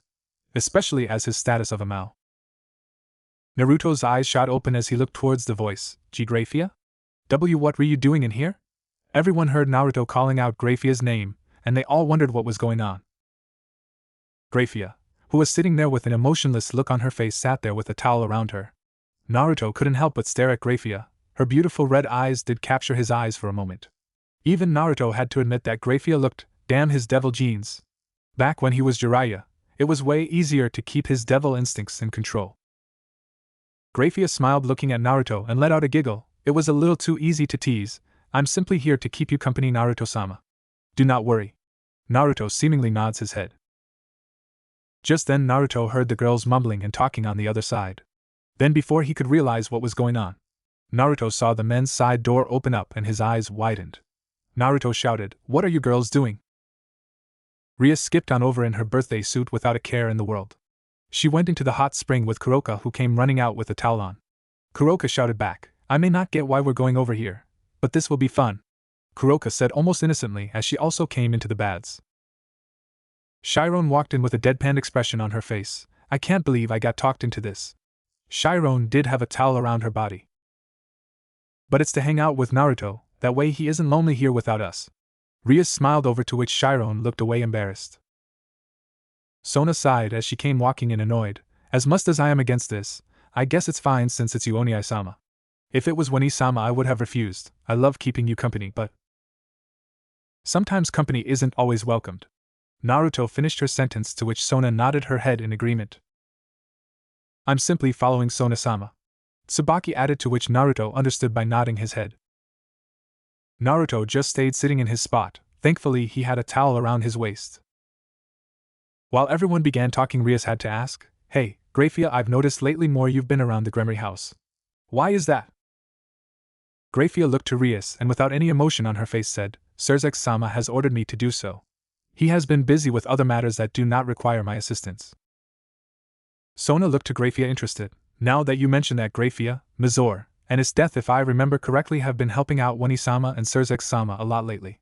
I heard about something to do with the Yukai faction leader, right?"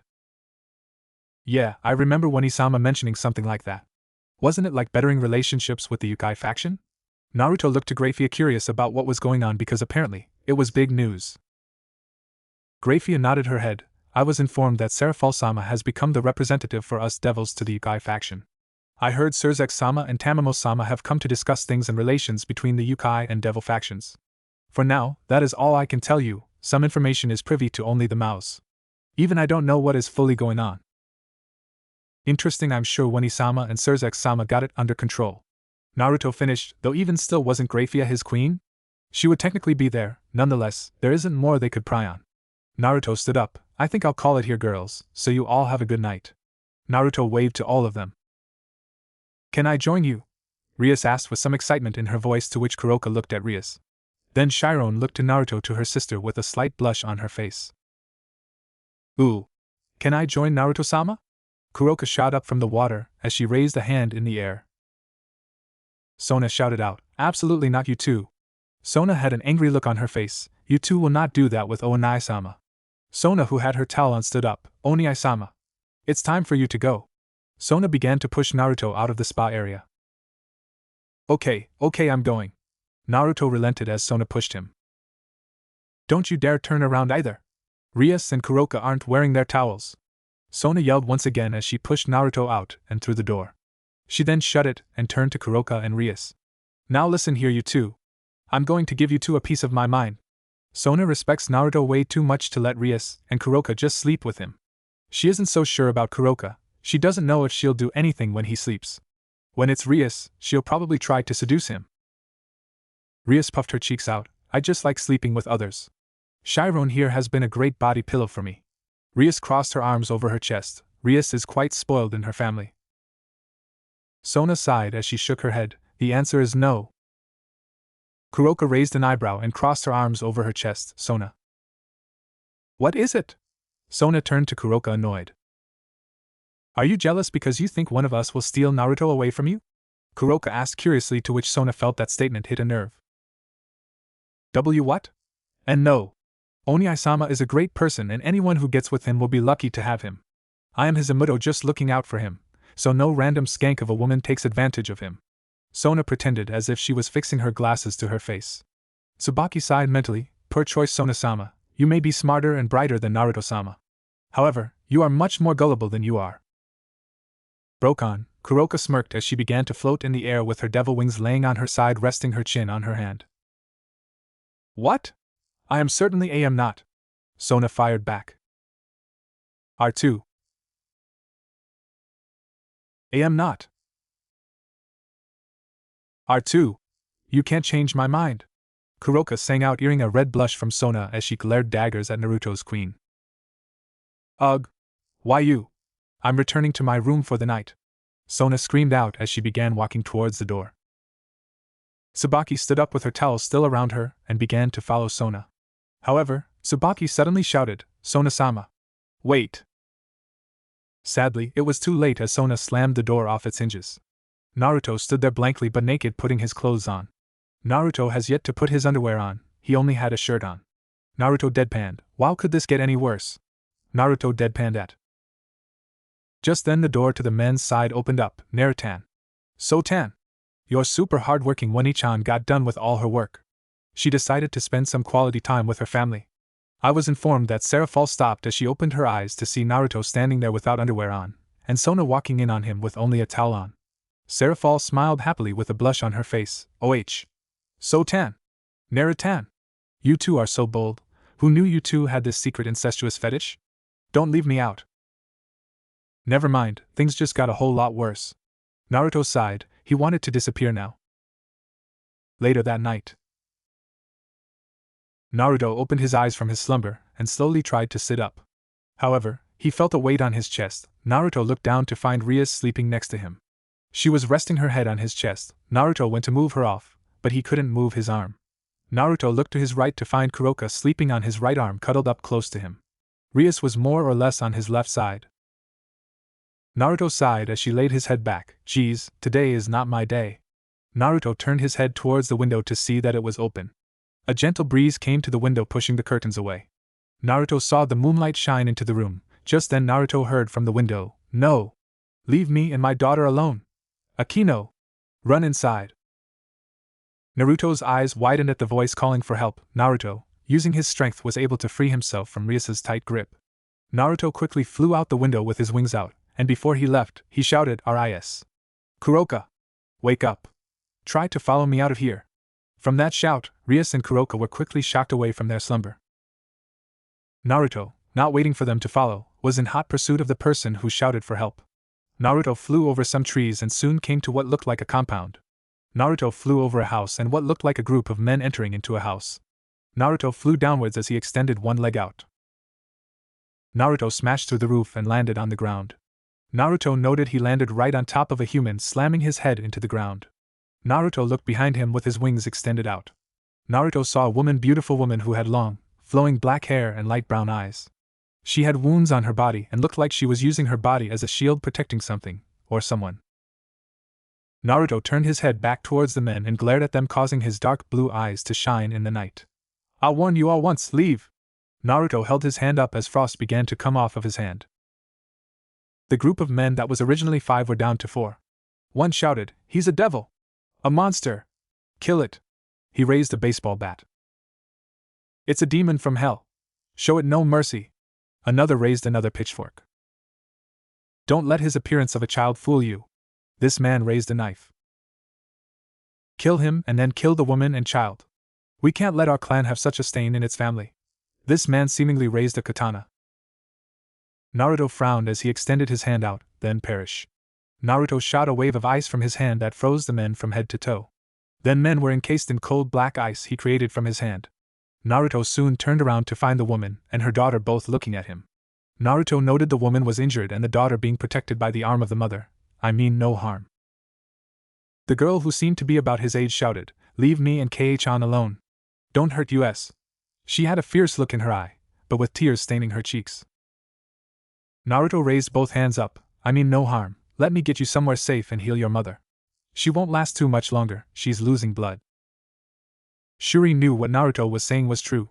Not knowing the name of their savior, she looked to Akino and said, "I'll listen to the boy." Shuri slumped over, to which Akino caught her. "Kei-chan! Wake up! Wake up!" Akino shouted with worry in her eyes, seeing her mother breathe heavily. Naruto slowly walked over. "Let me help dash." Naruto flinched in pain as he felt lightning shoot in his direction. Akino screamed out, "Stay away!" She held her hands up as holy lighting shot at Naruto, causing his muscles to tense up. Naruto, feeling some of the worst pain in his life, pushed through. Even though his skin was beginning to burn, he pushed through. Wait, stop, we need to save your mom.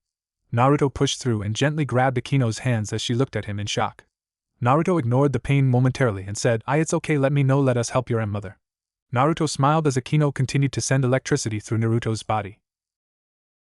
Akino looked back at her mother and saw her breathing was getting worse. She stopped her attack on Naruto and dropped her head. Please help my Ka-chan." Akino lifted her head back up with tears running down her cheeks. "Of course, and that's a promise, and I won't break that." Naruto, painfully, moved and walked over to her mother. Naruto analyzed the wounds. She really needs medical attention now. If she doesn't get it, she'll bleed out and then die. Just then Naruto looked up to see Kuroka and Rias finally landing next to him. "Kuroka! Go back and get Grafia. Tell her to set up a medical bed. Rias! Grab this little girl and get back to the house. I got this one." Naruto, even with the blisters around his body, picked the woman up and hoisted her on his shoulder. Rias placed an arm around the girl and took off into the air. Naruto shot his wings out and took flight with Rias back to her parents' cabin house. Inside,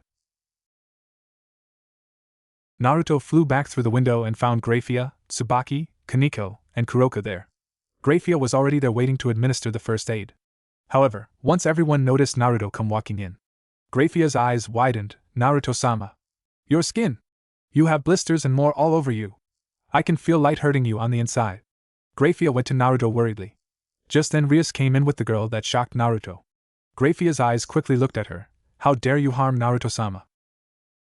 The girl looked at Graphia scared as Naruto quickly said, No. Graphia, heal her mother. Naruto-sama, your injuries. You're still young being exposed to. Heal this woman first. She needs it more than I do. Naruto argued back as he went over and placed Akino's mother on the bed. That's an order. Graphia collected her composure. I'm sorry for my outburst, Naruto-sama. I shall do as you ask of me. Graphia walked over and began to heal the woman. Naruto watched as Graphia walked up and extended her hands out. A green hue appeared from her hands as she began to heal the woman. Naruto, feeling exhaustion, took over and went onto one knee. Kuroka, who was nearby, quickly stopped him from falling.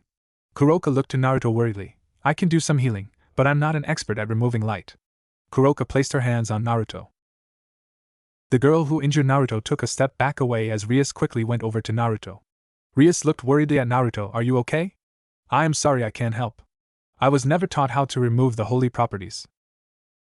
Chiron looked at the girl and said, You smell like an angel.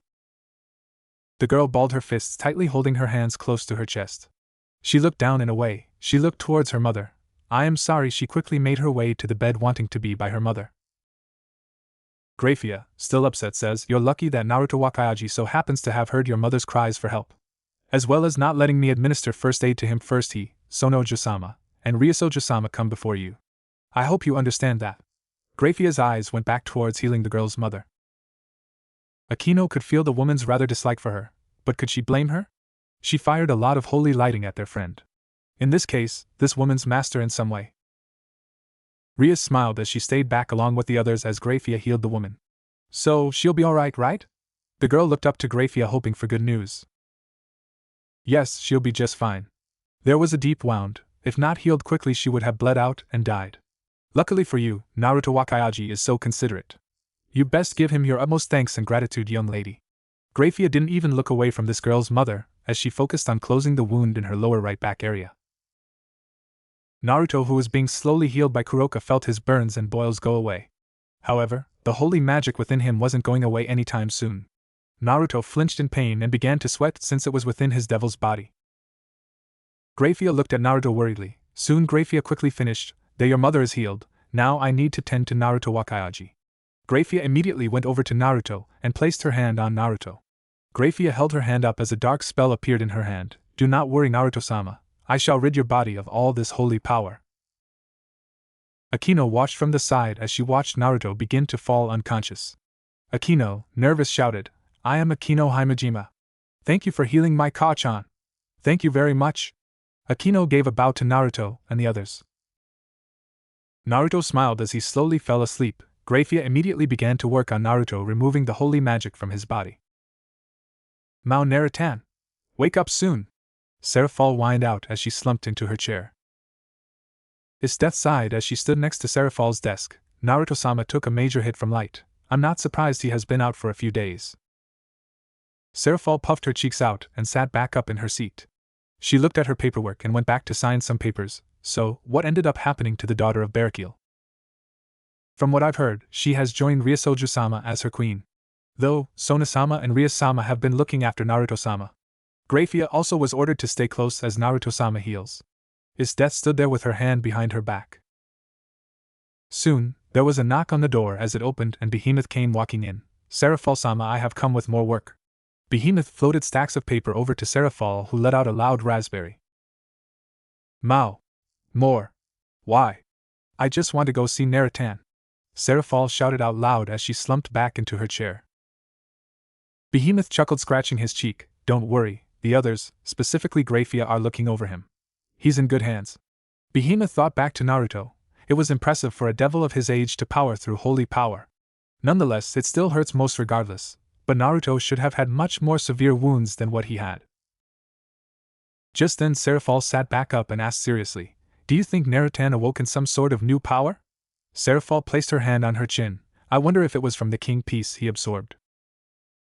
Behemoth and Death were informed of Naruto's king piece. It was only known to the current Maos, Behemoth, Death, Mira, and Chronax Citri. Not too sure, but I'm sure he is fine. After all, he has everyone looking over him. Behemoth smiled, looking out the window. Seraphol still puffed her cheeks out. She was forced to leave after his death came to take her back. Just as things were getting spicy between Naruto and Sona, Seraphol was immediately reprimanded by his death and Nazor, who accompanied her. Seraphol was forced to return back to her Mao duties since she snuck out. Mira warned Seraphol as well, if she tried anything more that was inappropriate with Naruto and Sona, without their consent, she'd make Seraphol go 10 years without seeing them. But that meant for Seraphol, I must make them fall for me and for each other.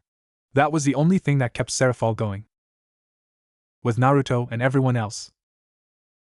It's been almost 3 days since Naruto was shocked by Akino's holy lighting. Naruto slowly began to stir as he opened his eyes gradually. Naruto slowly sat up as he held his hand on his head. He could feel his body seemingly still vibrating from the shock of his life. Of course, his body was all healed up. Though something felt off, something was different about him. However, he was cut from his thoughts when he got a closer look around him. To not much of Naruto's surprise, he saw Rias, Kuroka, and Chiron sleeping nearby. Though what was new was a girl with black hair. For Naruto it clicked quickly. That was the girl he saved. If I remember correctly, her name was Akino. Wasn't it? Exactly, you're right. A low voice spoke up, to which Naruto noted it did not come from the room.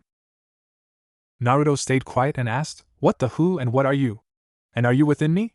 For how young you are, you're surprisingly strong for a devil such as yourself. But yes, I am the one talking to you."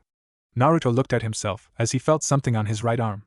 Naruto lifted it up as a green gem seemingly appeared. First off, this shouldn't be possible. I thought this was a normal sacred gear. The being that seemingly resided within Naruto began to chuckle and laugh. Indeed, how astute you are, Naruto Citri, or should I say Naruto Uzumaki/Namikaze. Even still, I'm rather surprised to be within a full-blooded devil of all things. Besides, I've watched you grow and get stronger. You've not gotten strong enough to finally hear me. That's a name I haven't heard in a long time. Naruto looked at his arm, continuing to communicate with this being. So explain it to me, how does a full-blooded devil such as myself have a sacred gear to begin with? The being within Naruto remained silent for a moment. Then it replied honestly, even I don't fully understand what's going on. The only thing that I could possibly think of is someone who is on a higher level of power than God, as well as Ophis or even Great Red. Naruto stared at the green glowing orb on the top of his hand, nonetheless still strange. So what now? Who are you and what's your name? Naruto, to Drake's surprise, was being mildly calm about this. I'm sure you got a good idea, but I am none other than Drake, the Welsh dragon, otherwise known as the Red Dragon Emperor. One of the 13 original Longinus. Okay, then that's interesting. Naruto closed his eyes, letting a sigh out. Man, what a drag. Naruto thought back to the Nara clan. Well, this is something I don't even know how to explain. I've been able to access the ability to double my power, but I expect it to be a mere twice critical myself. I understand, but I'm sure you've noticed I'm far more than you know. Though for some reason, even with how strong you were, I was unable to make any contact with you until now. Regardless, I've watched for a while you training to get stronger. Now you're at this level, you can begin to use even more of my abilities. Of course, at the current moment, I'm sure your family will have tons of questions for you. For now, I'm glad to have at least talked to you. That fallen angel girl was able to push your body far, even if it was some holy lighting. Drake scoffed out, knowing originally something like that wouldn't affect him. Nonetheless, you're a full-blooded devil, but you're far more than that. I'm sure we both know you're not like most devils. Story of my life. Naruto muttered, but then there was a knock on his door. Oni-sama, if you're up, I'm coming in. Naruto heard the voice of his twin sister Sona. The door opened as Sona came walking through. Naruto sat there with a smile on his face, with his right hand in the air, giving Sona a salute. Yo. Sona smiled as she smiled, seeing her big brother awake. Oni-sama. Wonderful, your dash. Sona stopped in her tracks as she got closer and saw the girls sleeping in his bed. Sona frowned, annoyed, as she walked over to the lights. She flicked them on, which caused some of the girls to begin stirring. Sona walked over with a pout on her face. How many times do I need to tell them? This is the 3rd day in a row. Sona walked over to Rias as she slept next to Naruto in a rather revealing nightgown. Sona was angry, seeing Rias's maturity coming through quicker than hers. Sona raised her hand up. Say sorry. Slap. Rias was suddenly jolted awake from her slumber. Kyaa. Rias seemingly jumped in the air as she landed on the bed. Rias turned to her bum and gently rubbed it, and turned to Sona. Sona. What was that for? That was mean. Say sorry for what? Sona crossed her arms over her chest. You know exactly what I mean. Sorry to Oni-sama for disturbing his important sleep. Then dressing in such a ridiculous and inappropriate outfit. Then overall. Apologize to girls like me and Chiron. Chiron began to slowly stir, hearing her name being called out. Kuroko awoke and stretched like a cat. Naya. I am trying to sleep. Besides, Chiron has nothing to apologize for. Kuroko snuggled up closer to Naruto. She's cute and adorable just the way she is. Zzzzz. Kuroko fell back asleep. Naruto chuckled as he patted Kuroka's head as she seemingly purred like a cat. Chiron, who opened an eye, said, Rias, you should apologize. Chiron then closed her eyes and mumbled, monsters. Rias rubbing her but sighed, looking at Sona. Mao, I like sleeping with Naruto though. He's warm. Rias smiled with a blush of her own. Sona frowned. TCH. Just get out already. We're going home, Oni-sama. Sona began to walk out annoyed. All she wanted to do was take care of her brother. Brokon, Kuroka whispered. Stupid cat. Sona slammed the door behind her. Naruto looked down to see that Akino was up. Though, she was prowling up to Naruto like some sort of predator. How can I help you? Akino smiled as she looked at Naruto. Well, I didn't get to thank my savior from the other night. Akino got up into his face as she looked into his eyes.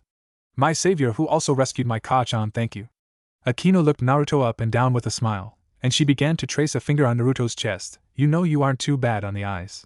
In fact, you are quite dash. Akino Rias called out, gaining her queen's attention. I told you Naruto is mine. Rias placed her arms around Naruto's neck. Don't get ahead of yourself, little red. Kuroka let out a yawn as she snuggled her face into Naruto's lap. Naruto-sama is mine as well. Though I don't mind sharing. Kuroka began to drift off to sleep again. Though something seems different, Naruto-sama smells like a dragon. Nah, it's just my imagination. Kuroka was going to have to lay off the catnip. That was probably the reason. Naruto seamlessly rolls his eyes as he listens to the girls argue. It wasn't anything new to him. He and Itachi were quite popular back in the academy. However, the fangirls were rather difficult to deal with all the time. Naruto turned to Rias and asked, That reminds me, when did you start calling Chiron Kaneko? Why? Chiron, who laid there asleep on his legs, blushed and turned away. Naruto had to admit that was cute. Rias smiled as she looked at Chiron. I don't know, I just thought of a cute, endearing nickname for her. Though, it is a good nickname for her as Kaneko when we go to study in high school at Ko Academy.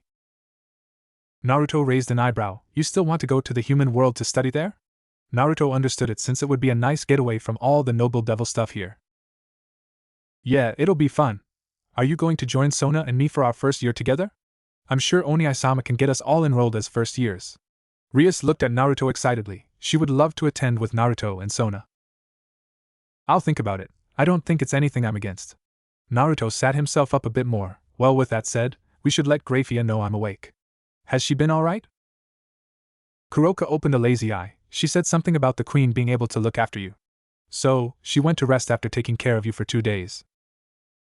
I see, I'll have to thank her, and thank you for taking care of me today.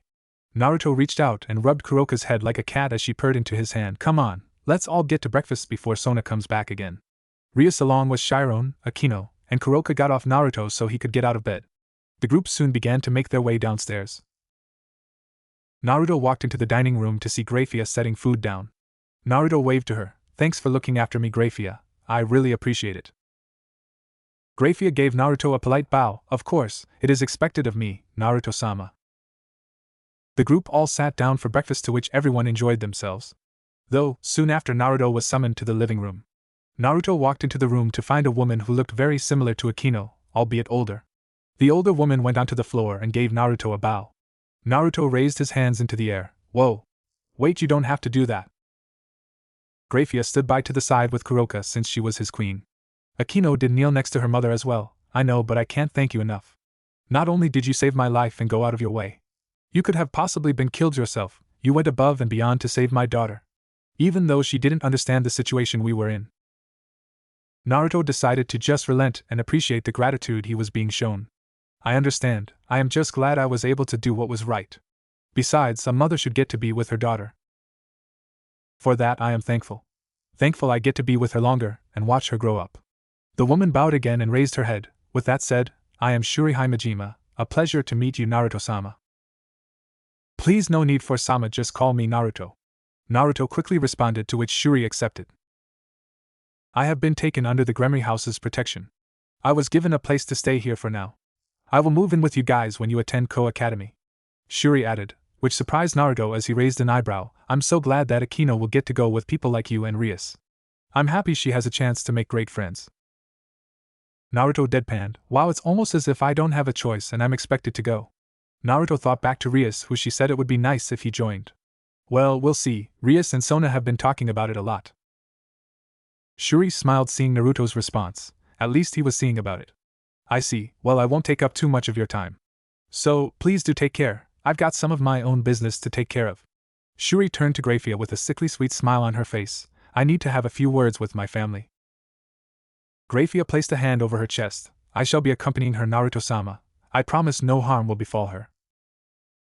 Naruto nodded his head as he noticed a man standing off in the corner. Naruto saw him come walking in. This man had the appearance of a middle-aged, gruff-looking man with black hair, a matching beard, and a muscular body. He stood there as he watched Shuri walk out, giving him a happy wave. He watched as Graphia and Akino left, but with Akino having a rather unsure look on her face. Naruto, Kuroka, and this man were the only ones left in the room. Then it clicked for Naruto. You are the one who summoned me for an audience, am I wrong? The man smiled looking at Naruto. But quickly his expression turned sour as he seemingly imposed his magic onto Naruto. Naruto began to sweat as Kuroka even readied herself to fight. Naruto stood there as he quickly summoned up his own demonic power. This caused the air to grow quite cold as a black icy aura appeared around him. The two held the power for a moment until it was stopped by the man there. His face relaxed to a smile on his face. Naruto knew who this man was, who he was to Akino, and his status in the Grigori. You must be Barakil. Your reputation of being one of the Grigori's strongest still remains prominent. Naruto made sure to address the man with respect. Barakil nodded his head, and when the two felt everyone else's magical signatures leave, Barakil quickly went down on all fours, and never had Naruto ever seen a man really cry. He was a strong warrior, and quite powerful as well, not to be taken lightly. Yet here he was crying and bowing to Naruto on all fours. Thank you, there are no words or even the amount of gratitude. Thank you for rescuing my daughter and wife when I failed to do so. Naruto looked closer at the man and noticed something. His right shoulder was clearly shaking, not to him being scared. His shoulder was wounded, he could ever so slightly see wraps on his neck. He did well to cover up his wounds, and Naruto noticed some cut marks on his clothing that were quickly and sloppily sewn back together. No need to thank me, I did what was right.